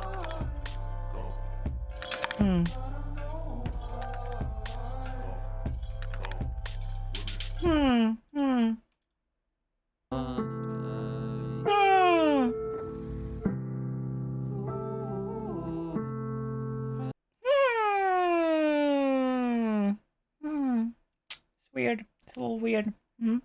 Because it's like 2 notes off, literally. Like, what the fuck? Because Jaden Smith discovered Joji like a year ago. Like, he was during an interview, they were like, "Oh, do you know who Joji is?" And he was like, "I have no idea who Joji is." And then I found Pink Eye, and then he found like Joji, and there we are. And now Jaden, because he has gone on, so after that era, he kind of just disappeared for like 6 months. And over those 6 months, he was seen having dinners with Elon Musk multiple times. He was talking to a lot of other artists who weren't really awesome. They like Tekashi 69 and stuff like that.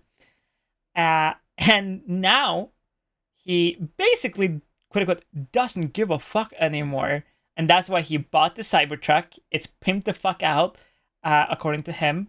He is no longer part of Misfits because, according to them, he started not caring about the environment anymore, which was a huge part of why Misfits, their brand, whatever, existed, which was co-owned by his sister Willow.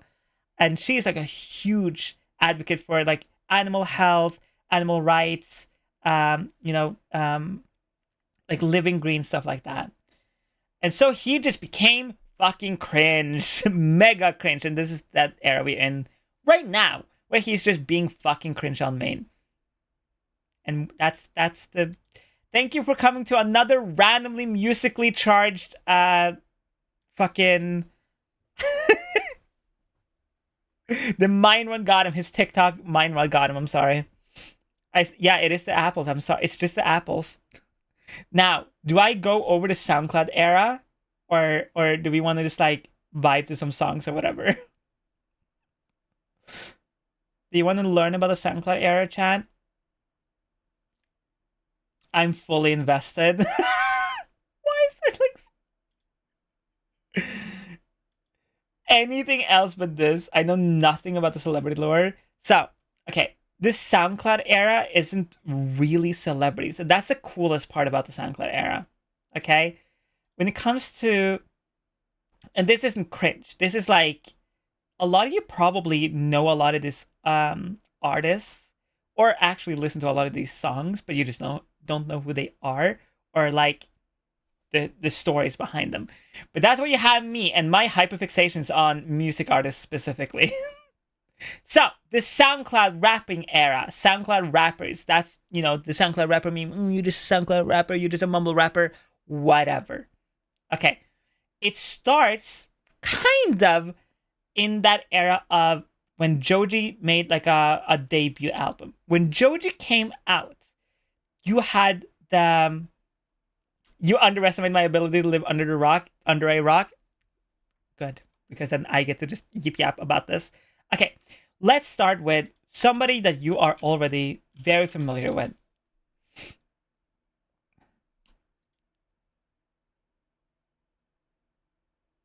Can this fucking work? Please? Thank you. Can you fucking, like, load this? Oh god. Please. Oh yeah. Oh yeah. Anyone remember the absolute banger Gucci Gang?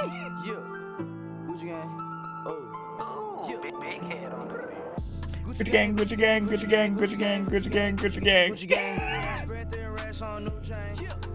So, I just freaked out.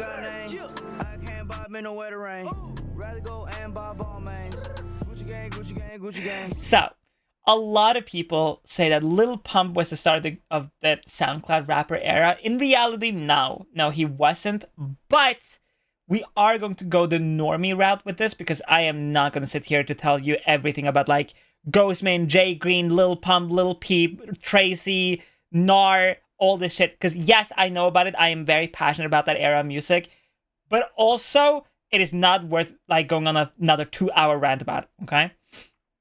We're going to go a little bit of the normie era, where most of you probably like learned a lot about this and or heard a lot about this.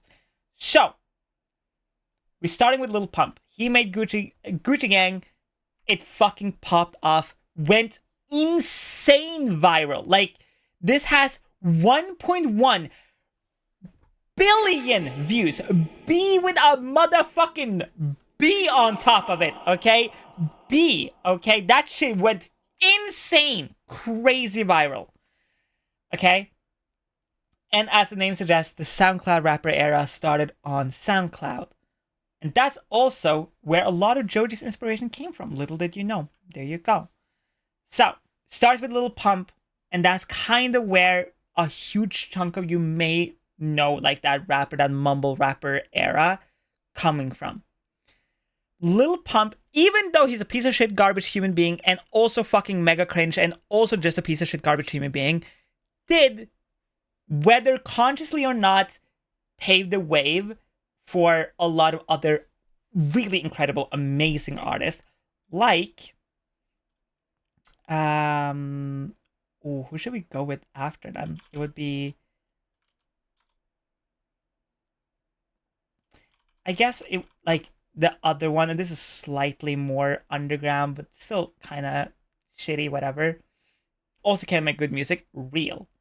After Gucci Gang and shit like that. Jesus Christ! I'm trying to teach so about sorry. my hyperfixation! I saw the stream title. I had to yeet. Thank you for the yeet. Thank you so much for the bits, the everything. Okay. After, I'm trying to teach here. After Lil Pump, this wasn't exactly right after, but it was in that era. We have, and this was just a good song. This is, now we're in like that good golden era. Now we're in like, this is good. Now we're eating good.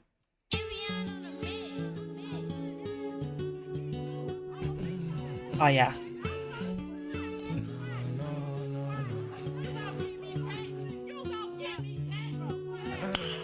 Nice.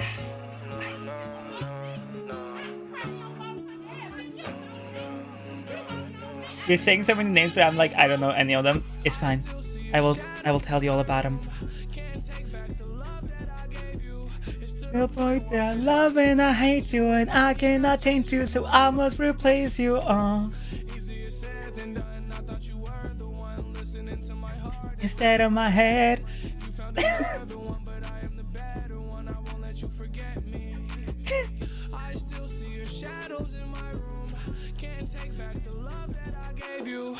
The point where I love and I hate you, and I cannot change you, so I must replace you. Was that Skibidi Toilet? Shut the fuck up!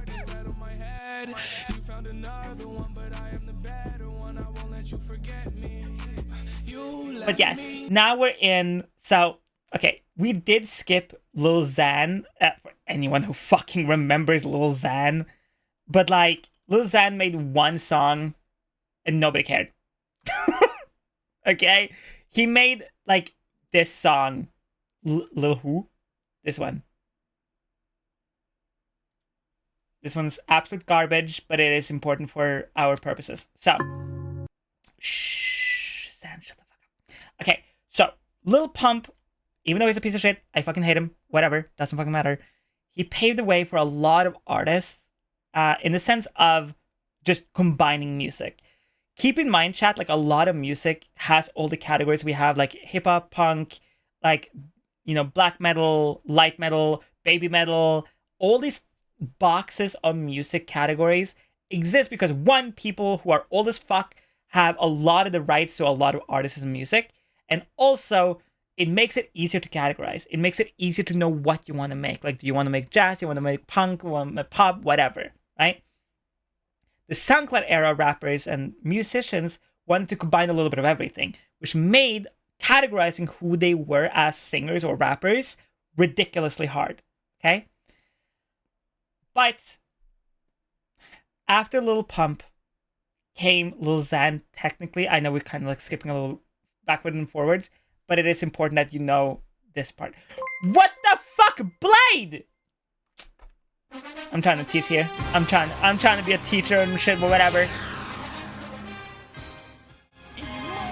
Raiders! Hello! My name is Psychotic. I'm a trans content creator on Twitch and everywhere else. I make VTuber trans-related content on all the platforms. So welcome in, Raiders. Blade, thank you so much for the raid. I'm currently teaching my chat about the SoundCloud era. We are yip-yapping, bitch! How was your stream? Did you have a beautiful time? Did you have a banger time? I love Blade. For the people who don't know, is Club Anarchist artist. Let's fucking go! Thank you so much for being here, Blade.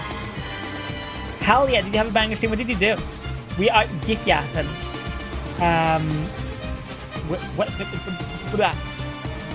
Also, if you have to raid and run, take care of yourself, raid and lurk, whatever.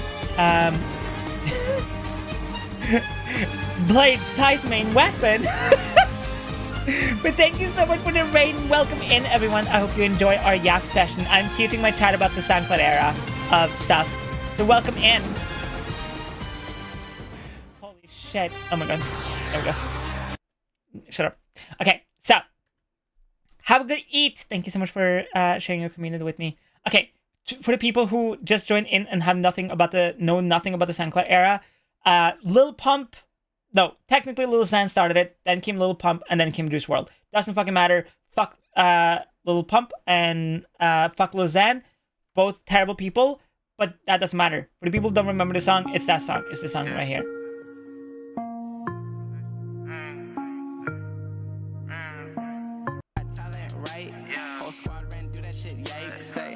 Okay, that's enough. That's okay.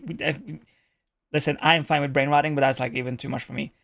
Never heard it? Probably not, because that shit came out in like early 2016, 2017, 20-ish, whatever.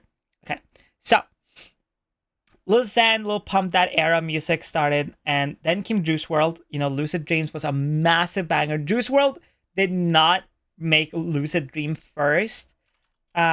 Juice WRLD's like big, kind of like really well-known song, really that became kind of like, oh, he's ridiculously popular and people really love him, was Fast, which was like his most underground, but still like was a hit, you know what I mean?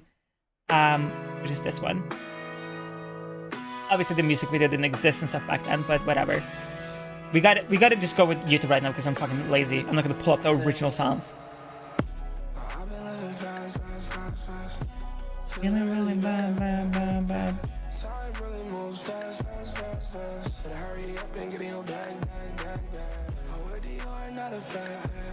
It's such a good song too.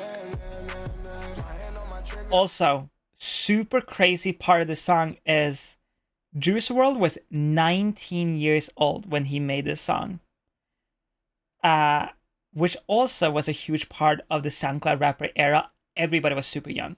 Everybody was ridiculously young. Like I'm talking like 17, 18, 19 years old. Like 20 max. It was crazy how like young everyone was.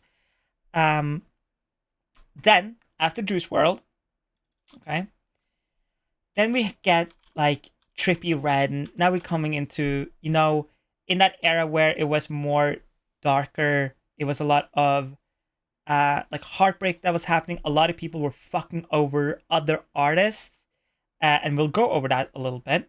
But we have Trippie Redd, and we have specifically Love Scars that you may know, or Dark Side Dumbo or whatever, which again have now music videos, but they didn't back then.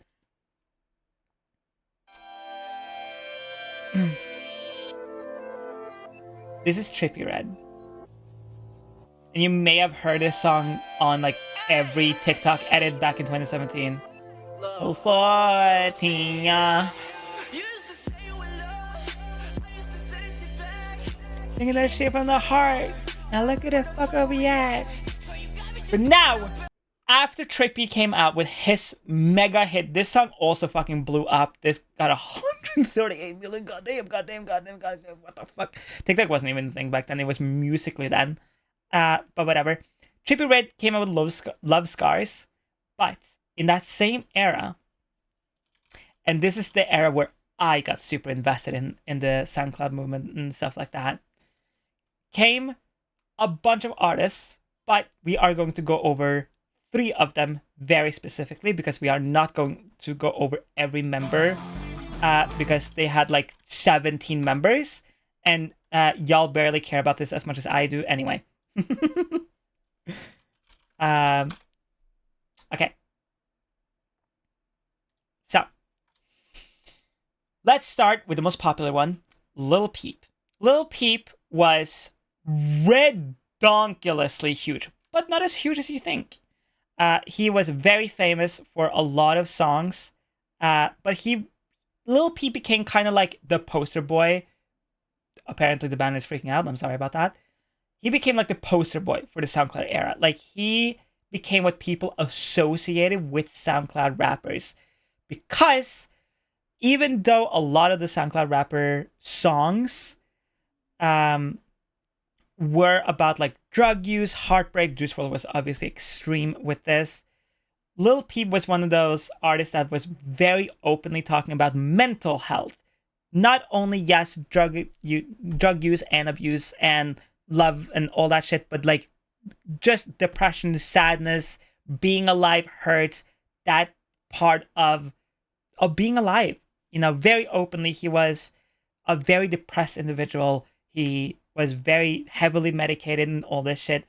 And that became a humongous thing because companies looked at that and went, oh, I smell money.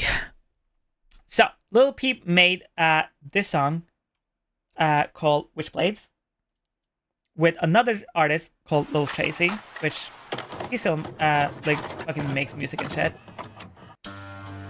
But you may have heard this song so many fucking times at this point. But that doesn't fucking matter. It's still huge and it's still a banger to this day. And this is where people went insane. Okay, like crazy.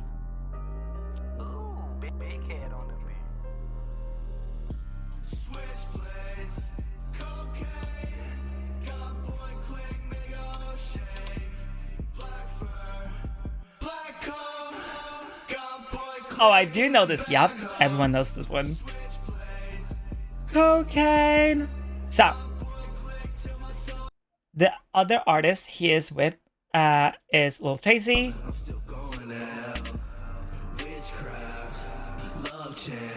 And because of this song, this was not their first song they made together. But it was one of the ones that like fucking exploded. And now we're getting into beautiful, juicy drama. Okay, there's one more artist we gotta go over, and then we're like, you know all the artists, you kind of understand their songs, even if you don't remember all their names or whatever, that's fine. You remember their sound, that's what's important. Common Sai.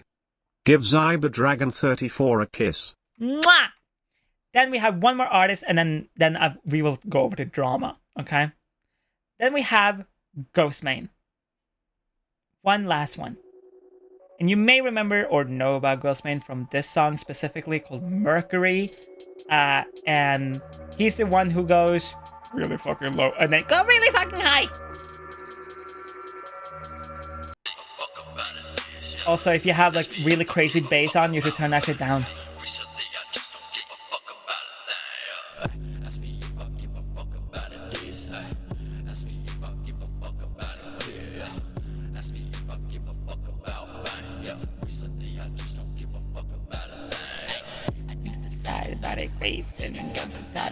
Okay, anyway. Now you know who like the main cast is. Let's start with the drama, okay? Let's start with the fucking drama, because goddamn did that drama go crazy. I honestly, for everything think this is all an ARG for Deadly Premonition 2 that Sai just made up. Yes, it is. This is all just Deadly. Also, this song is fun crazy.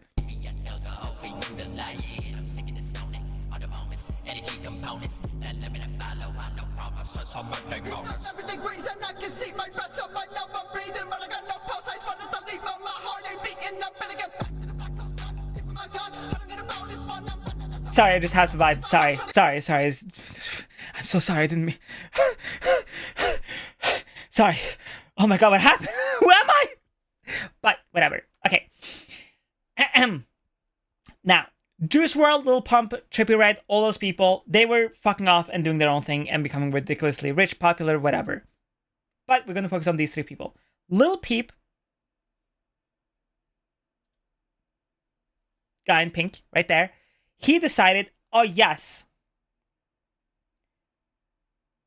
I want to make a massive collective of artists and live in the same house, make music, whatever.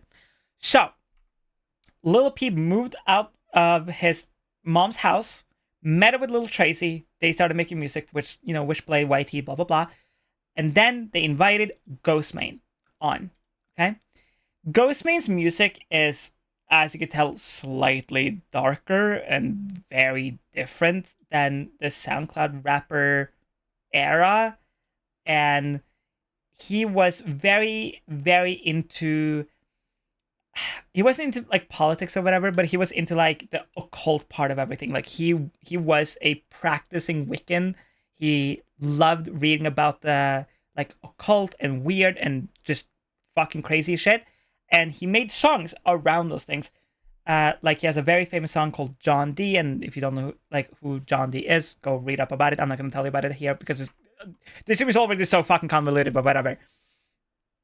So Ghostemane, Lil Tracy, and Lil Peep all make a collective that has a bunch of other people, but they're all managed by a guy called Jay Green.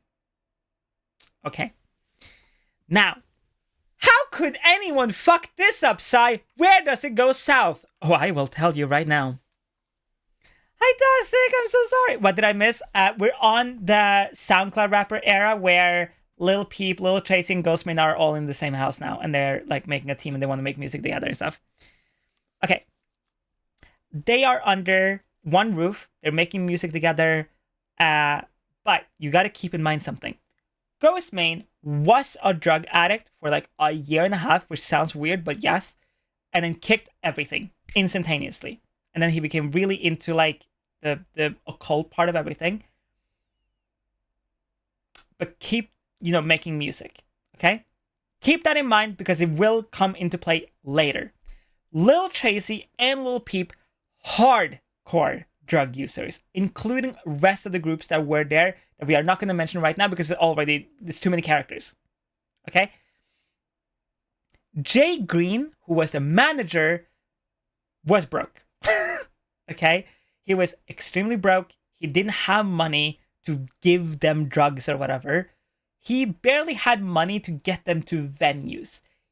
When I say this was like some hardcore punk shit, this was like $2 in the couch to buy a cigarette to share type shit.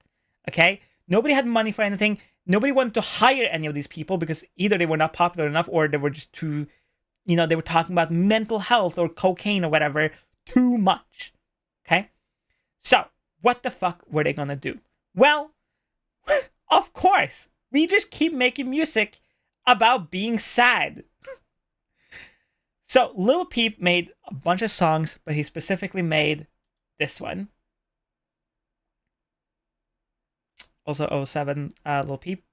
That you may have heard many times. Can you just... I don't... And then the music companies came smelling even more money. Lil Peep started dropping more music that was more focused around being sad, his mental fights, his depression, his whatever, drug use, whatever, all that shit. Now, companies came knocking on the door and went, hey, Lil Peep, I know you have your little collective over here and I know you would love your friends, but what if, and hear me out, we can give you a bunch of drugs and make you stupid rich, and at the same time you can also make us really rich. Lil Peep was like, hey, that sounds really cool. I want to bring my friends on down. And they went, oh yeah, we'll bring your friends. Eventually. Keep that in mind. Lil Peep, drugged out of his mind, by the way, got taken from the US on a shitty tour with Jay Green and all his friends, but he said himself that he had a lot of fun and stuff like that back when he was alive. And went on this tour, people loved it. They sold out shows and stuff like that, and had fun. Whatever. When the company came knocking, Lil Peep, who was ridiculously high as fuck when he signed his contract with his record label, said he doesn't remember even signing the piece of paper. Okay? By the way, that's illegal. But that's besides the point. He got taken from the US into the UK, which is already punishment enough. But if that's not worse, this is what they did. His management team would constantly either give him drugs and he would take them himself, or they would sneak drugs into his food. I am not joking about this, because he would try to kick the drug habit. Okay? He would multiple times try to stop taking drugs and for some reason always fail. Wonder why? Because the record label knew that if he stopped making the music he was making, he would lose money. Because Lil Peep was ridiculously interested in pop and fashion specifically.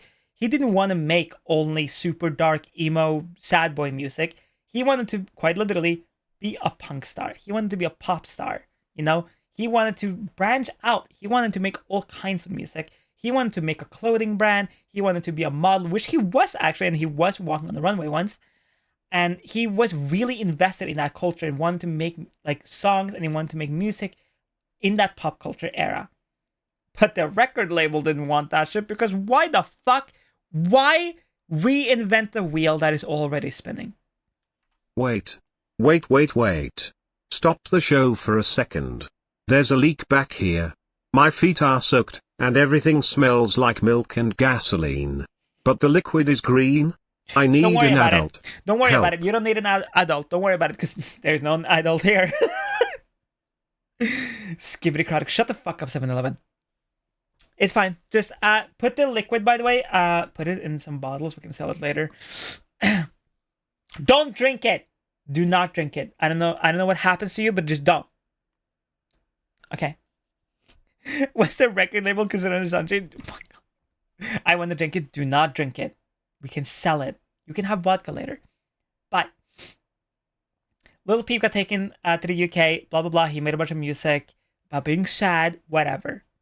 What could go wrong? I don't want to think about it. I'm turning into lemonade. Don't drink it. Just give it a taste. Just like, you know, like like tiny little like, you know. I love that somebody follows right as I say this.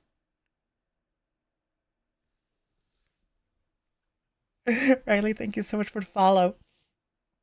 But what ends up happening towards the end of this is Lil Peep and Lil Tracy, they have a falling out because Lil Tracy became kind of like a shadow of Lil Peep. He still kind of is a little bit, but it's a little different when the artist isn't there anymore. People are more kind of like, oh, okay, whatever. And he still talks very openly about Peep. He has Peep tattooed on his fingers, whatever. They had a little Is spat. that what makes the frogs gay? Yes. Wasted no time answering that. Sion, Instagram decided to check you on Twitch. Oh, hello! Welcome. I hope you enjoy. I'm teaching chat about SoundCloud rappers in that era of like music and stuff, because a lot of people don't know about this. But Lil Peep, of course, very sadly passed away from a drug overdose. But he didn't pass away empty-handed. Lil Peep had, when I say thousands of songs, I am underestimating how many songs he had. And the reason why we're kind of shooting right to the end of this is because, well, now it gets really sad. They went on tour. His management team tried to keep him away from his friends because they knew they wouldn't be as successful together as Peep was alone. And he had a drug habit. He got ridiculously into all of the drugs very openly. He would ask for drugs from his fans during concerts, which is that sadly is why he passed away. He asked for somebody to bring him drugs at a show. Somebody brought some drugs. It was laced with something, and he sadly passed away. But the record label said, "Oh, that's so weird," because Pete was trying so hard to kick his drug habit. What happened? Here's what happened. His record label, not only was it illegal what they did, okay, they made him sign pieces of paper and contracts and stuff while he was under the influence of whatever he was, which is illegal. But also, when he would try to kick the drug habits, he was specifically addicted to pills and cocaine. They would then be like, "Oh, but you can drink. You can drink alcohol." And then he, of course, got addicted to alcohol because that's what happens. If you get easily addicted to one thing, you're easily addicted to other things. At least it can be. So, when he passed away, during the autopsy report, they found not only that his liver was inflamed and also thicker, which means you are pretty much drinking every day. And I'm not talking like, oh, you have like a glass of vodka or whatever, or whiskey or something. I mean like a half or a quarter of a bottle a day at least. Like, especially because Lil Peep passed when he was like 24, 25, I think. Maybe not even that. So somebody who is that young, having that happen to their liver, has to drink a lot, like a fuckload of alcohol. Okay? So, his mom, though, who is the giga chat of the story, says, that autopsy report, I don't fucking believe it. I don't believe this record label, and fuck them to hell and back. So, she has spent the last 8 years, 7 years, 8 years, whatever, I think 8 years, yeah. 8 years since Peep's passing, doing nothing but, one, fighting his record label in court and winning, by the way, multiple times, but then also releasing all of his music and remastering a lot of it and stuff like that. By the way, without the use of AI or anything like that, all of these are real recordings on YouTube and Spotify and stuff like that. And the last proper real song that Peep ended up making, which was supposed to be the start of his pop career, was with I Love Making Money and Fall Out Boy, and it was called I've Been Wanting, and you may have heard it multiple times on the radio. But it's this song right here.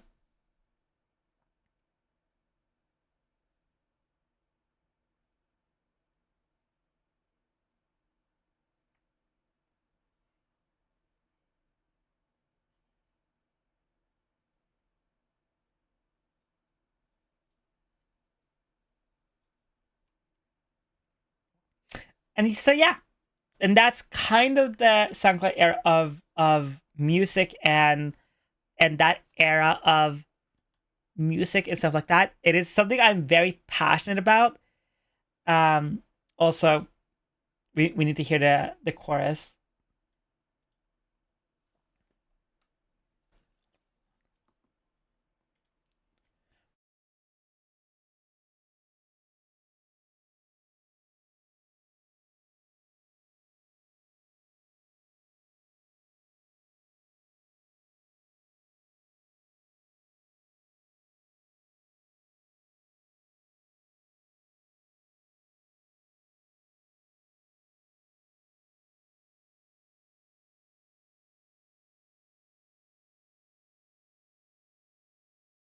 Let's go.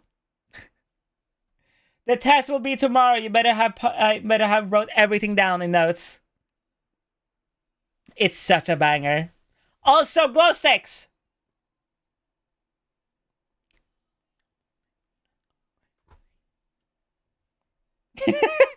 I love these glow sticks. They're so cute. But yeah, that is the SoundCloud rapper music rant era, whatever.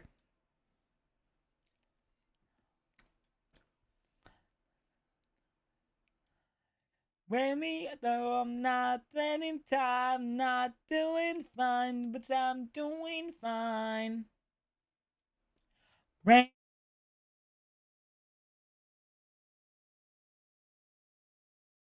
And that's it. That's everything, chat.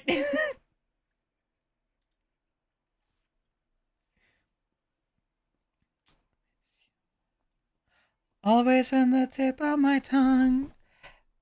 I hope you enjoyed my epic lesson. Never come. Hearing artists' last song is always so hard. So many of them just say so much about them, whether they knew was coming or not. Yeah, this is something I'm very passionate about. Like, okay. Also, I completely forgot to mention Scarlord about in this giant rant, but I also think like it was getting too many characters, and even though I know all of these, it's like I don't want to confuse too many people. Yeah, I'm very invested in music and like artists in general. I think, especially as a content creator, and especially as a VTuber, I think it's so important that you're invested in other types of media and other types of artists, because it kind of reflects you too. You know what I mean? Like, I am not specifically a music artist. Like, it's not the only thing I do. But if I decide to like start making music or whatever, it can happen to me too. It's so important, I think, as a streamer. Not only I think it's fun to just teach people about if they don't know anything about it, but also so many of you like do know songs or remember those songs or whatever, or have heard them. You just don't know anything about them. And then you have me, who I'm like, I will hear a song, I will really fall in love with an artist or something like that, and then I'm like, I wonder who this person is. And I will go on like a 6-month like deep dive on them. Yes? But less seriously, can we talk about how LL Cool J still has it in rapping? If not, he's much better now. Real. Also, I forgot to go over this part. Why do SoundCloud rappers, or why do a lot of people suddenly hate Eminem?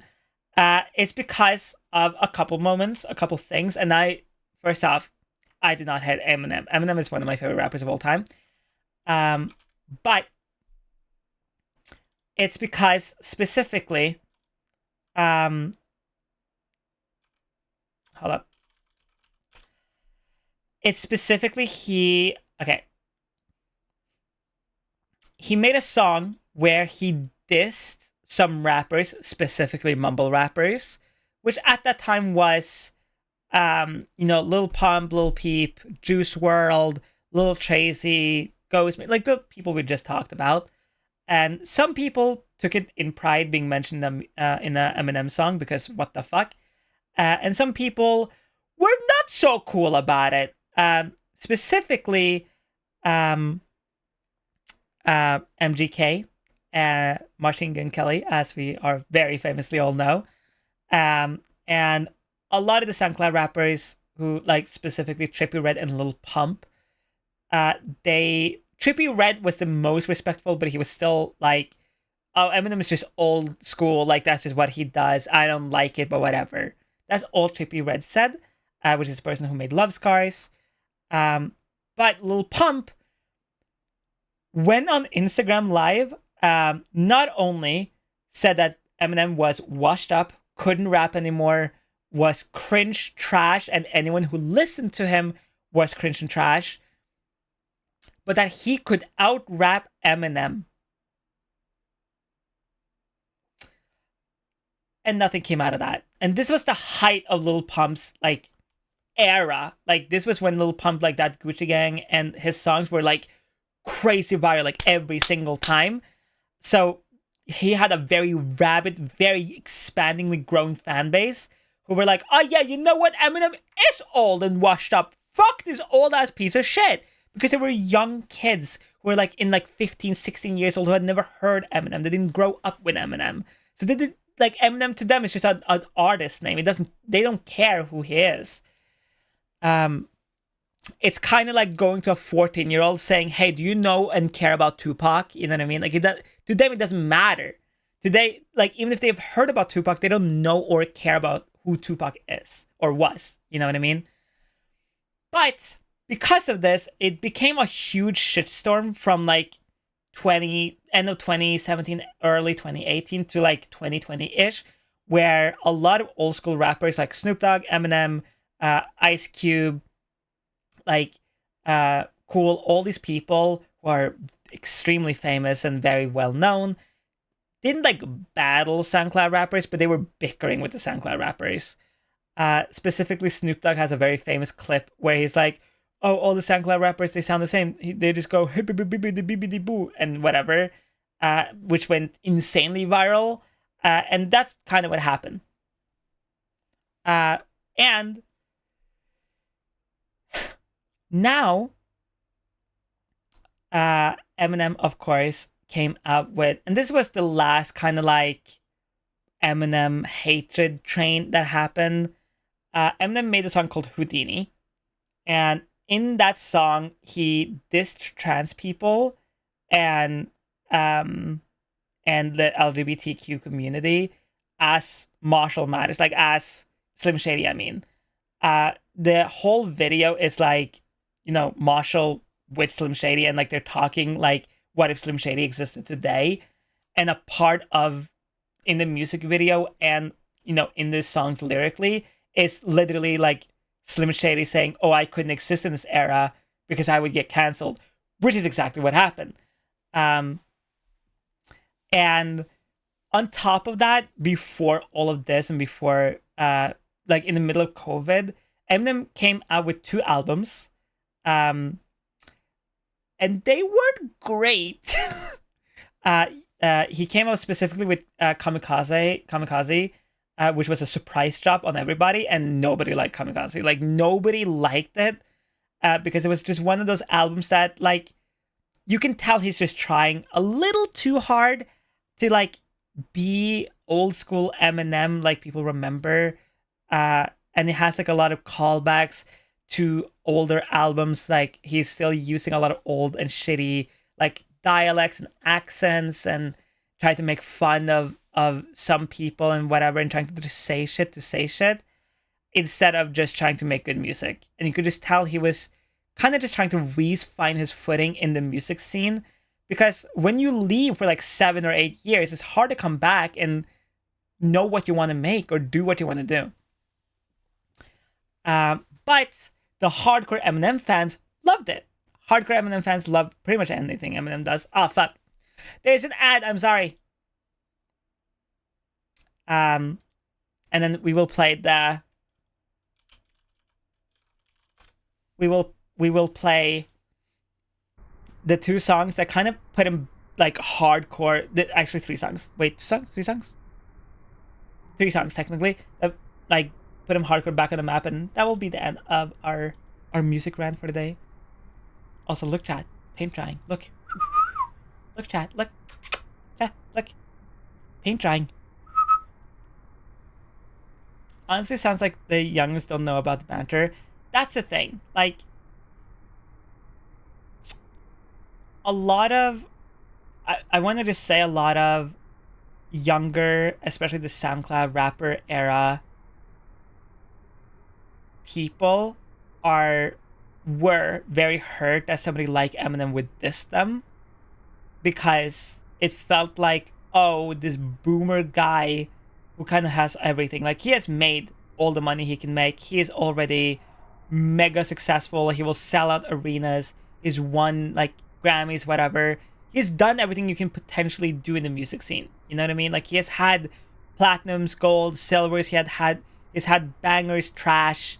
He's been booed, loved, hated, celebrated. Fucking, now I'm becoming a rapper. I'm a lyrical, spiritual, individual, visual even. But like, that's why a lot of SoundCloud rappers got really hurt, because a lot of them grew up on Eminem. A lot of them were inspired by Eminem, and hearing, you know, them being successful within that culture and having, you know, somebody that you really look up to say that you're just mumbling when you may be putting a lot of love in your music, in your craft, that hurts. It can hurt. And I understand where that comes from. But also, exactly, like, a huge culture, like a huge part of the rap culture is bantering. It is calling each other names. It is saying outlandish shit just to say outlandish shit. It's, you know, that especially, like, you know, like in that era of, like, you know, 50 Cent, Ice Cube, like, you know, in that era of music, there was a lot of banter. There was a lot of back and forth that seemed rivalry, but it was just for fun. Because when you're that successful, you get bored. Like, if your skill is to rap fast, lyrically, like Nas as an example or whatever, like, if you can rap ridiculously fast, you want to battle people who can rap ridiculously fast, so you can see if you can, you know, rap faster than them. That's like a huge part of it. It's fun. It's like, also, welcome back from the ads. Hello. It's kind of like if you're super good at like Overwatch or something like that, like Widow as an example, you want, at some point, you don't want to play to win games. You want to fight other snipers to see if you can get better, and or if you're already like reach the top. You know what I mean? So when a lot of the SoundCloud rapper era, exactly Nightmare, like a lot of the SoundCloud rapper era was a lot of talking about your emotions and how you're feeling right now, where a lot of rap, especially back in the day, was storytelling. That was the idea. It was, how can you tell a story musically? That's the whole point of rap. That's why Gangsta's Paradise was like a huge bridge for that culture, because it is a very, like, lyrically speaking, it's a very easy story to follow, because he says it. If he keeps going that way, he will die at the age of 27, which is also why the 27 Club exists. So it was a very easy cultural song to listen to, because remember, a lot of rap and stuff was very, very heavily like, don't listen to it. You know, you can't listen to it in certain areas, can't listen to it around certain people because of, you know, the racism that was going on at that time.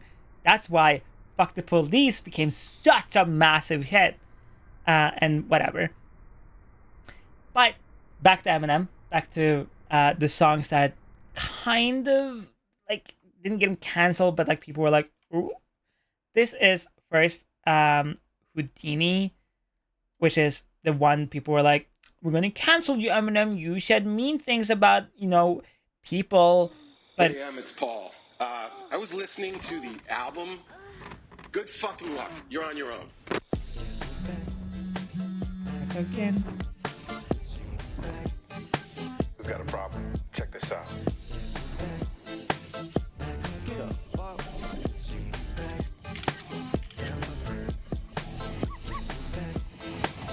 I love the robot with the dogs. It adds so much to everything. Get your ass down here. I wouldn't say old rappers didn't do emotional stuff. They did that too. No. Old school rappers did do emotional stuff. Like Tupac a lot. He was a in all of the like really old school rapper culture, I want to say that Tupac was the most emotional on his music, very openly. You know? But SoundCloud rappers were more like, I am sad because I am depressed or because I'm, you know, addicted to drugs or whatever. And that was the kind of like, in that culture, that was it. You didn't tell a story. You just told how you feel in that moment. That was it. And that was like a whole part of that SoundCloud rapper era was, don't overthink what you're saying. Just say what you want to say. Or if you don't have anything to say, mumble it. That's why mumble rap exists. That's why so many people now, when they make songs, a lot of the time they don't even remember what they're saying because they're just like, I just came up with a vibe and said something that fit the vibe. Guess who's back? Guess who's back? Guess who's back? Guess who's back? Guess who's back? Guess who's back?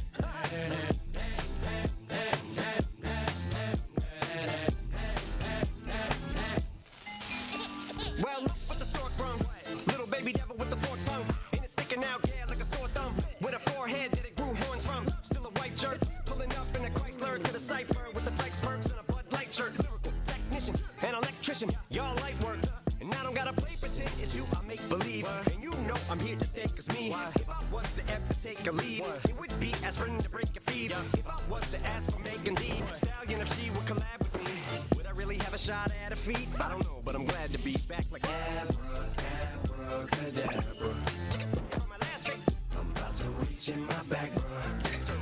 What I think happened with this song, though, and especially this music video, is the whole idea behind this music video is like, oh, Slim Shady coming back to like our era of time and like rapping like he did back in like the 90s. That's the whole point about it, right? Like Slim Shady is supposed to be this like crazy version of Eminem, like this super outlandish, insane character, whatever. The problem I think happened is back in like the early 90s or late 90s when Slim Shady was, you know, insanely popular and everyone knew like who Slim Shady was and understood that this was a character, Eminem also put on a higher pitched voice, which, yes, that sounds like, oh, that's such a small thing to care about. But for a lot of people, that's a huge difference. Where either because he's tired or he just didn't think about it or whatever, in Houdini and why people didn't like this song, when he says what he says on this song, which, yeah, can be hurtful, and I understand where people are coming from and why it's hurtful.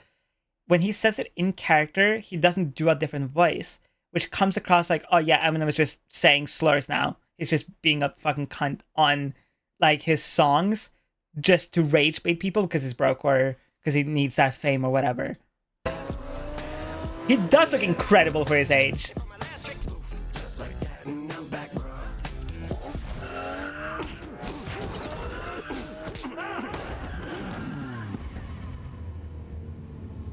Now back in the days I owed me, right around the time I became a dope fiend. Some codeine as a way of coping. Take the vote, gets case of vote, turned me into smiley face emoji. My shit may not be age appropriate, but I will hit it. Yes, yes, you did, Eris. Yes, 100%. Like this entire song and music video is just like a giant callback to old Eminem like hits.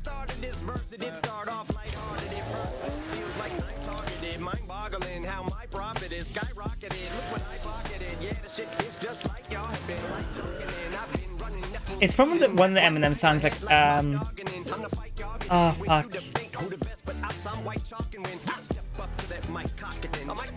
I can't remember. Fuck. And again, here's like another part where I feel like it wasn't like fully explained well. Again, this is like Eminem trying to stop Slim Shady from saying outlandish shit, you know?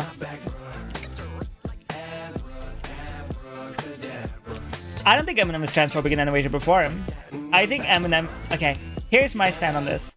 I think Eminem is not transphobic. I don't think he's homophobic or anything like that. I think he's a product of his culture, and that's it.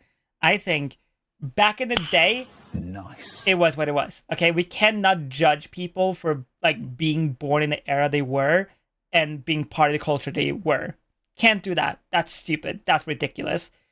You can only go what by people's actions and if they're willing to learn and take accountability, which I feel like Eminem has. He had multiple times during interviews stated, yeah, I was a drug addict, I was fucking homophobic, I was transphobic, whatever, I was just saying shit to say shit, I was just being a piece of shit because that's what was selling. That's what people wanted, that's what I sold. That was Slim Shady, that was the whole product.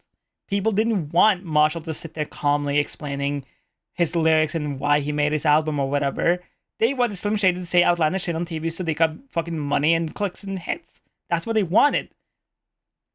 So, and when I feel like when Eminem made Recovery, and specifically the song Not Afraid, that's when he stopped giving a fuck about what other people wanted, and he took a lot of responsibility. It took a lot of accountability, which is just as important, on what he said. And he multiple times stated oh yeah, I don't give a fuck if you're trans or if you're gay or if you're straight, bi, whatever. I just care who you are as a person. And I think that's the mentality every celebrity should have. Take accountability for what you said. If you said wild shit, I'm not saying oh yeah, you said a slur 20 years ago, bring that shit back so you can take accountability now. That's fucking stupid. But when you're that big as Eminem is and you hear music that you made when you were early 20s and 30s, in your 40s and 50s and 60s and shit, bring that shit back to when you hear it constantly, you gotta take accountability and you gotta make a stance on that shit. 100% Liz. Yes. People don't try anymore. They want that shit spoon-fed to you. There's too many YouTube analysis videos on shit.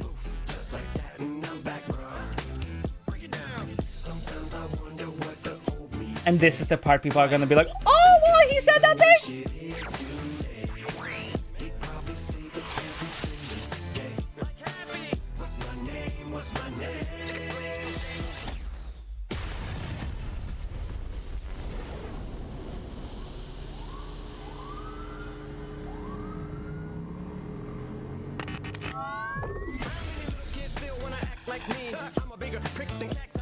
And that's why these words sting just like you were being attacked by bees in a coop, leaning back my seat. Bumping R. Kelly's favorite group, the black guy peas. In my Air Max 90s, white tees, walking parental advisory. My transgender cat Siamese identifies as black but acts Chinese. And that's the part people were like, oh, what? I got it at my feet. How can I explain to you that even myself I'm a danger to? I hop on tracks like a kangaroo and say a few things to the anger you. But fuck that, if I think that shit, I'ma say that shit. Cancel me, what? Okay, that's it. Go ahead, Paul, quit. Snake ass prick, you male cross-dresser, fake ass bitch. And I'll probably get shit for that. Why? But you can all suck my dick. In fact, fuck them, fuck Dre, fuck Jimmy, fuck me, fuck you. Fuck my own kids, the brats. Fuck them. Take a scoop off them and you off. That's the thing with, again, this is again a product of Eminem being a product of his time and people being a product of our time. This was normal. Back in the early 90s, late 80s, early 90s, early 2000s, especially in rap culture, this is what you did. You made a character, you played that character, and a lot of the time it was so people could say outlandish shit without one, meaning it, and two, having a bunch of people hate you. That was the idea behind Slim Shady. It's kind of like Joji and Pink Guy, right? Filthy Frank is the worst human being on purpose. He's awful. He uses slurs. He eats nothing. He smokes. He drinks. He's a terrible human being on purpose. That was why Filthy Frank existed. The thing is, and this is so fucking funny now, Eminem didn't think Slim Shady was going to be as big as it became. So it became one of those things of, okay, do I make it even more outlandish? Or do I cool it down? And people didn't care when he tried to cool it down. So he just kept pushing and pushing and pushing and pushing. Because that's what you do. Exactly what Filthy Frank did. Because he kept pushing and pushing and pushing. And yeah, Filthy Frank, Joji, whatever, left in the most incredibly perfect time.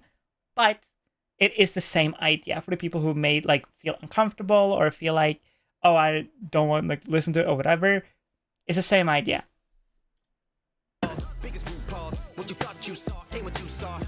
Tyler, that's amazing.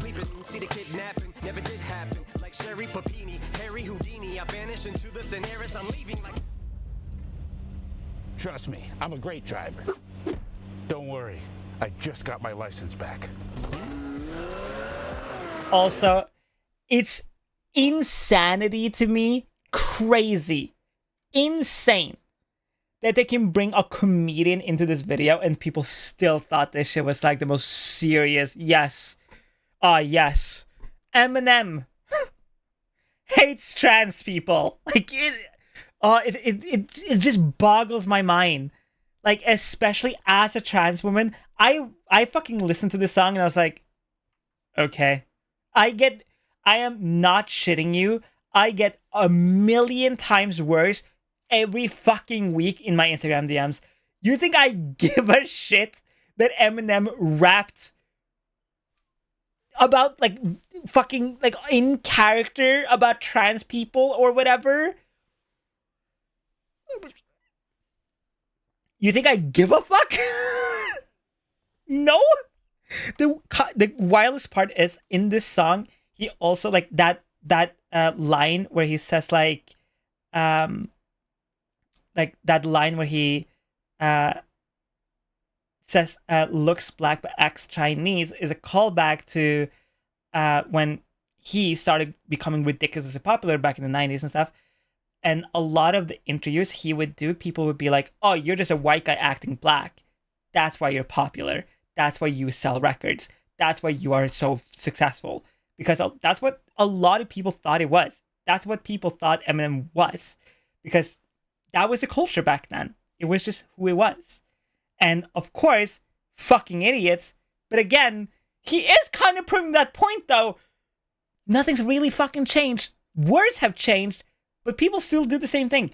They will see something, judge it immediately, not think critically for 2 seconds, and go, yeah, fuck you, I hate you. Which I find so ironic as a trans person, because I want other people to stop for a second, calm the fuck down, and go, oh yeah, you know what? I've thought for 5 fucking seconds about this in a critical manner, and I understand your gender and what you do with your body has zero effect on my life. I don't give a fuck. Good day. Right? And that's a huge part of like exactly what happened. I find it so annoying when I see other trans people attack artists, especially people like Eminem or people who's been around for so long who have taken accountability very openly. If you're willing to obviously do that research. Eminem isn't on Twitter every day being like, I'm sorry for saying that thing back in 1982. You know, like, you do have to dig for it, because that's kind of like, he can only sit and do an interview and wait for that shit to be posted. Like, what the fuck? So, like, a lot of the old school rappers, like Snoop Dogg, Eminem, Dr. Dre, Ice Cube, like, have taken real accountability for what they used to do for fame. It is what it is, right? And you yourself can be like, hey, I'm okay with them taking accountability, but I still don't want to listen to them. I don't think that's cool. That's whatever. That's completely fine. I think that's completely okay. And I think that's a normal human reaction, right? But also, I think if you are part of the LGBT or the trans community specifically, because I am a trans woman, and that is, I'm talking directly to my community now. If you hear something that you find uncomfortable and you immediately go to anger, upset, you know, rapid attack fire, you need to, again, pause and then think about it from your own perspective. You want other people, even if they are slightly uncomfortable or even angry or hateful, whatever, towards other trans people, to calm the fuck down and think for 5 seconds. That's exactly what you should do with every piece of media, with every artist, with every person. I am not saying forgive every single person for every mistake they've ever made, because that's fucking stupid, and people do need to know that there are accountability and there is real consequences to things.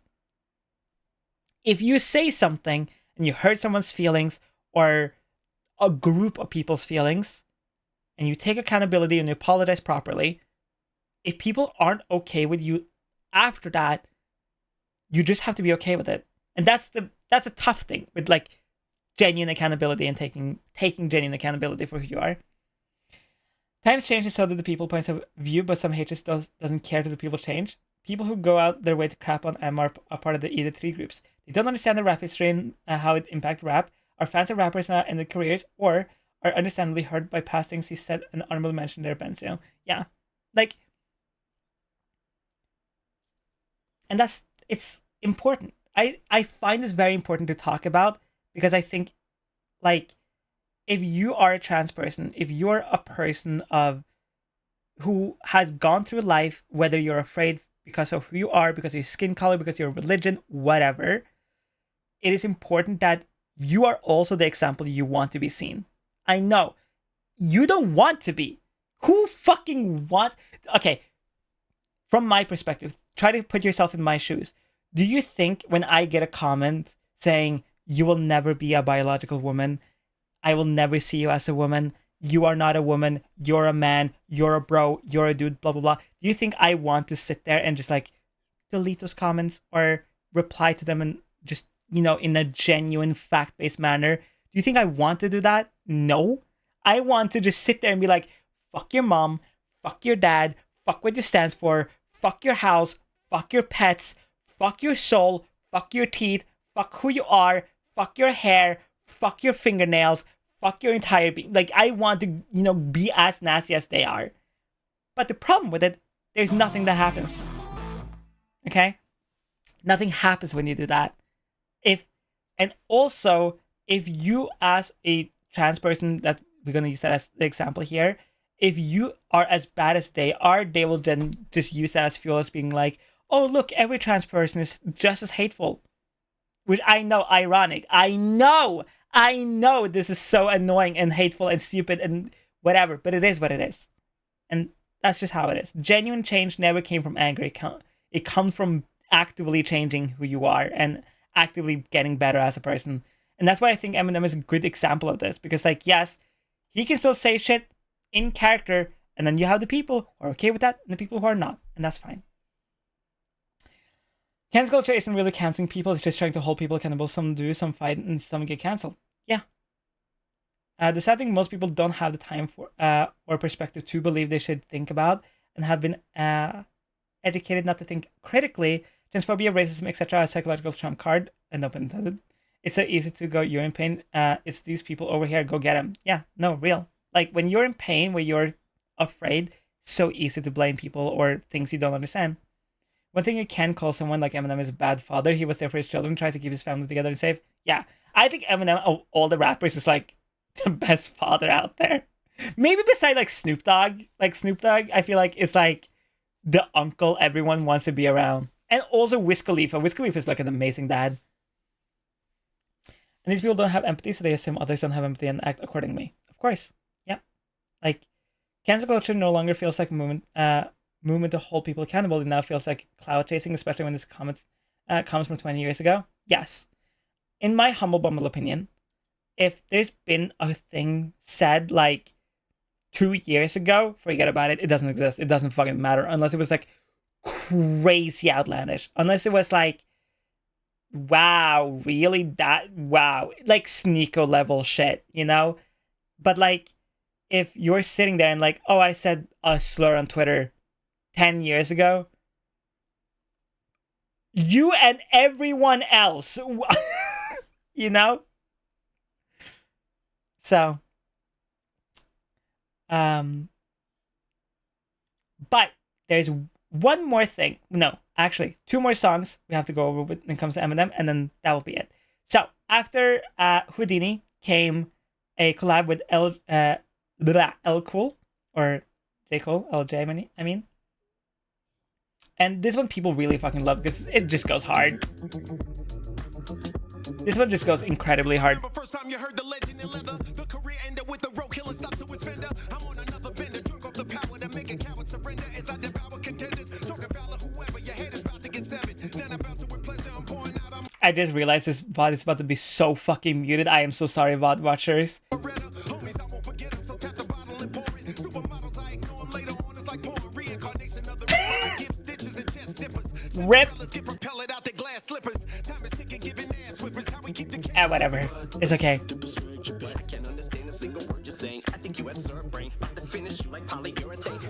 Oh, 07 Blood Watchers.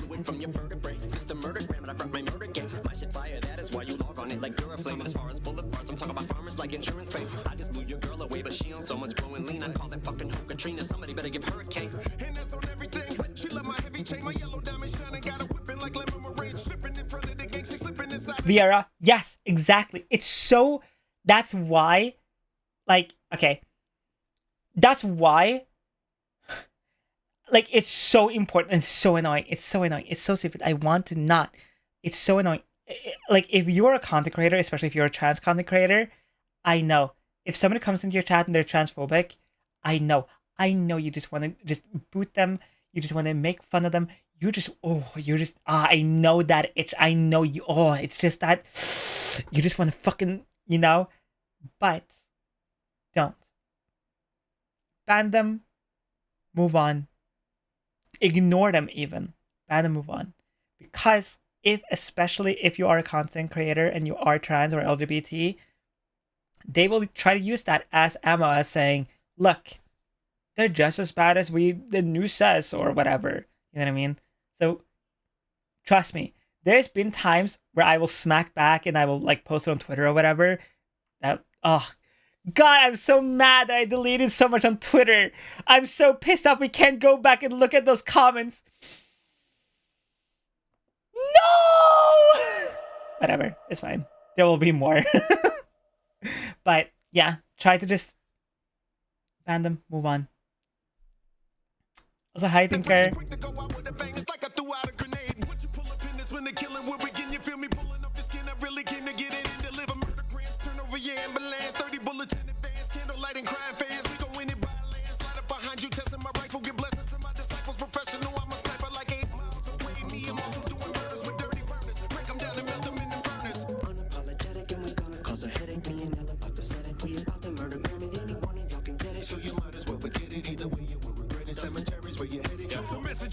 You bastards got nothing for us. The overlord is the Ross. I ain't talking about a rent car when I'm pulling the Taurus. It's Halloween, them candy bars that get you killed in the forest. We are lyrically lawless, stack of money, hardest. Start to make you forget all that slick and shit that you thought of. Blow your mind with the sword up. Just when you thought it was safe, we busting at you from the rake. They hitting the donate and nothing sweet when we come in the place. Say that you ain't fucking with wine, do not mean kisses, blue, but I got so good. It's so good.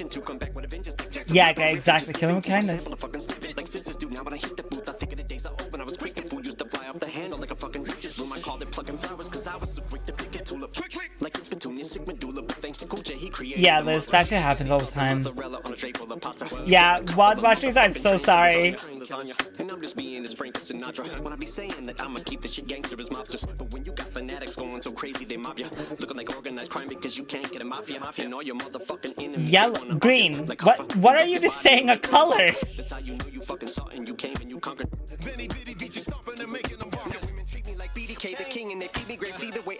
This image just goes hard.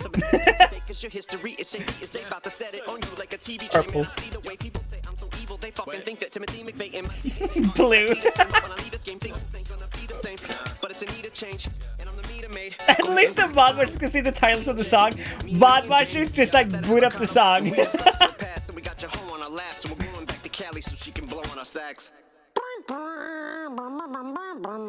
I don't think so. That's not what I was gonna go. Oh, no. Oh no! No! Yeah, time! Oh, okay, fine. Then, so this song came out, this collab with LJ, and people were like, "Old Eminem back? Question mark? What the fuck? Going crazy on the mic? What?"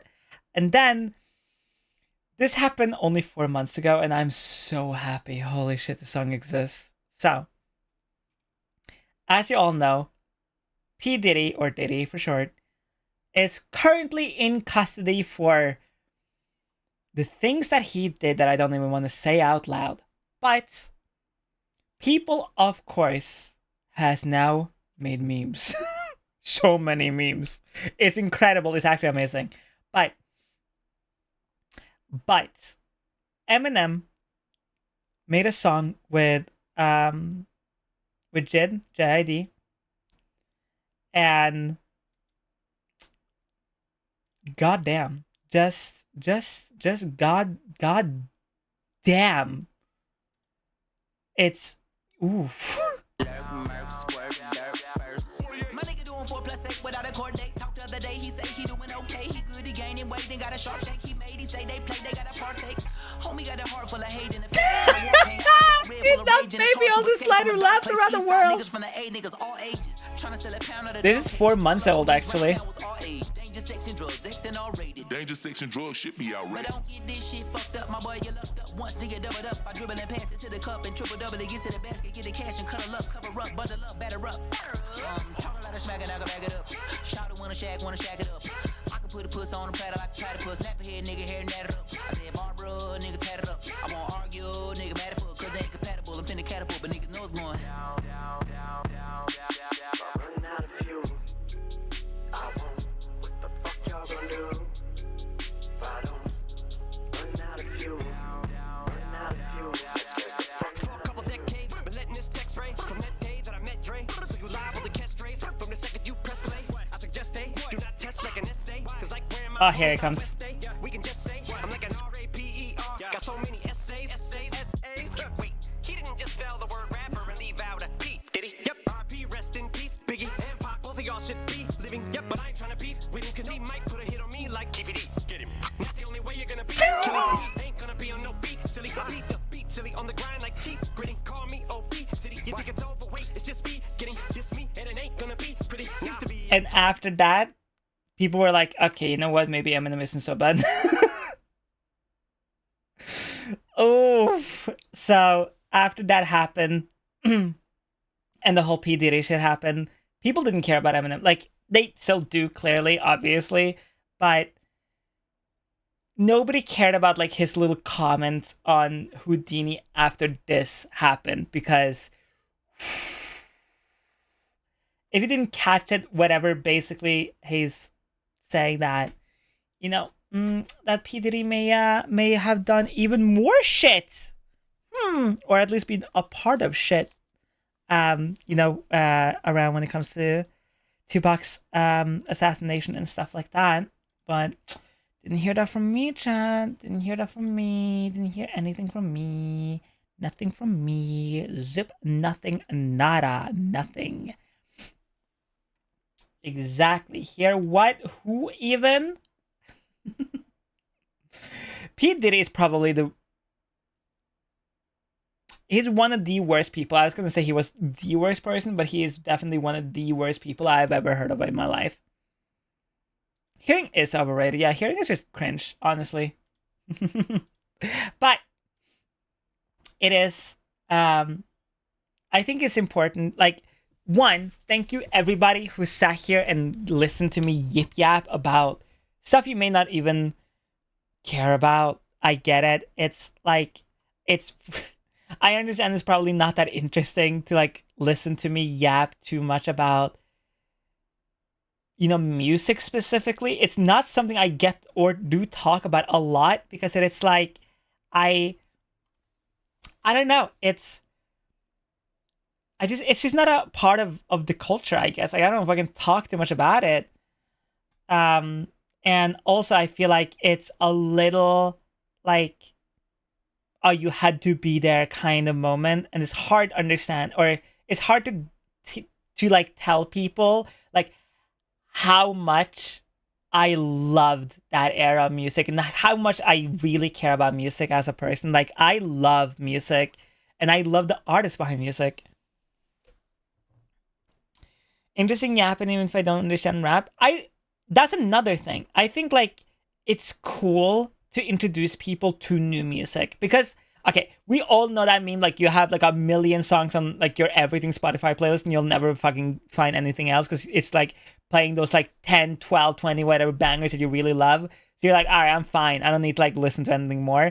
So very few people will go out of their way to find new songs. But like, I listen to new songs every day. I try to find new songs actively. My playlist is everything but country. I have country, EDM, rap, reggae. I have jazz. I have fucking everything. Let's see. What is my Spotify playlist today? Here's my everything playlist. Let's just shuffle play something.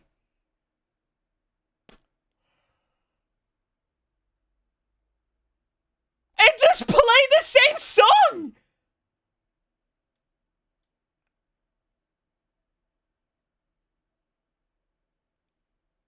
Bruh, that's crazy. Okay, new shuffle. Okay, okay. We have Black Spider-Man by Logic. Okay, okay, alright. That's fine. That's like alright. Whatever. Next one. Dissolve by Acoustic. I fucking love this song. Very cutesy, very demure. Next one. Sick of You by Oliver, with Oliver Tree. Boy with You. Like, I have 2 songs of this guy, but whatever, they're kind of vibes. Very demure. Star Bomb. Hey, yo. Let's go. Fucking banger. I love this. I love this entire album. I love this album. I'm straight out of high school.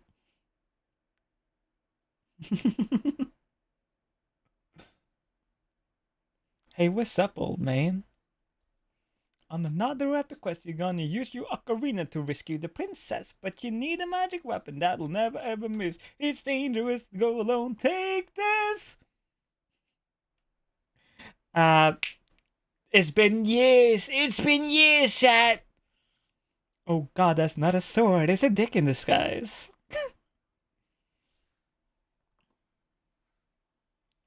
Now grab your destiny, if you know what I mean. Oh, you will get it back, Shadow. It's okay. Anyway, next shuffle. Roy Purdy.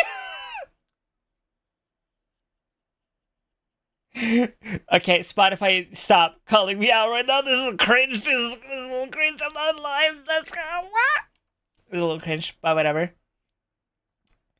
Next one. I felt the dust off myself. I felt the dust in my hair fall off. Ooh.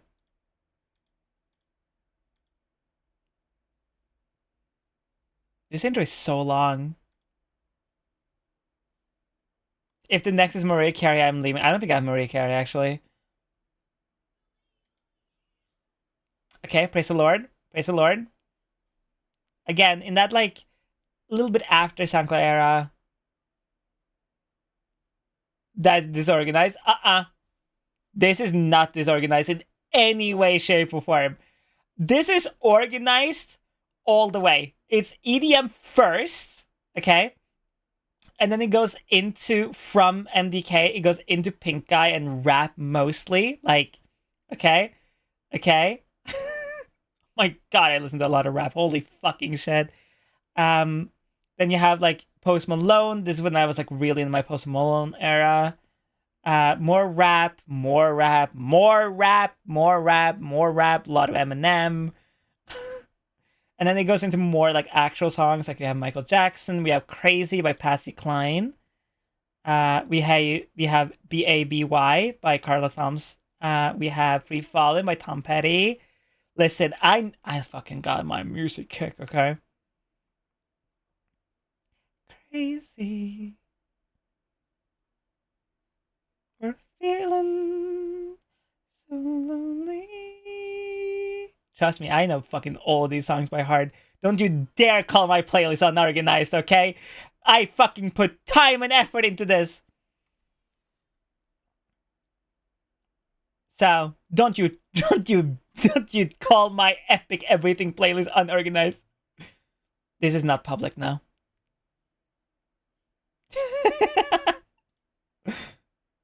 Ooh, we got by Brood. This is just a banger.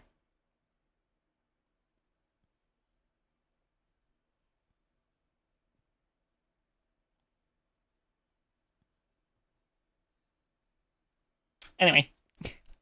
Alright, chat. That is my playlist. I hope you enjoy it.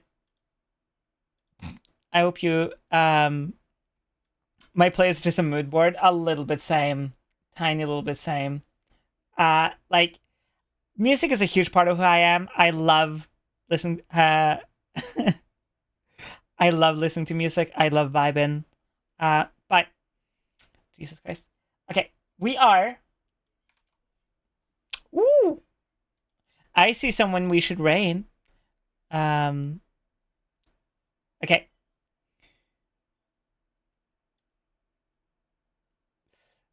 Okay. I have to go. One, to feed my mortal's coil, aka my body, which is stupid, I know, but whatever. And here's the thing. On Friday, we might have a collab, we might not. On Friday, the idea is I want to grab a VTuber and I want to sit down and I just want to play Power Wash Simulator and just yap. I know we just yap every stream, but like with someone. Because I think it would be cute. Not like a podcast or whatever. But like just because, you know what I mean? Because it's fun and I think it's cute and I think it's cool. Okay. And also because Shadow, you're such a good girl for mommy. Thank you so much for being here, sweetie. And also because rating now counts towards partner, we are going to help the lovely Marin go around with their statistics. So everyone, I will be live again on Friday, same time, same place, same everything. Please join the Discord. It is the fastest way to know when I am live. But you can also, of course, follow me everywhere. I am trying to work on a new long form video, but it's hard. Have a good bread. Don't eat the spotted bread. I'm going to eat all the bread at once. I'm not even going to look at it. Okay, chat. Thank you so much for being here. Thank you so much for hanging out with me. Thank you so much for coming out. Thank you so much for yip yapping and hanging out with me and all the follows and all the subs and everything today. I will see you all on Friday. Remember, you're loved. I love you. You can be whoever you want to be here. You're fucking beautiful. Mwah. Take care of yourself and go show Marin some fucking love, okay? I think face on.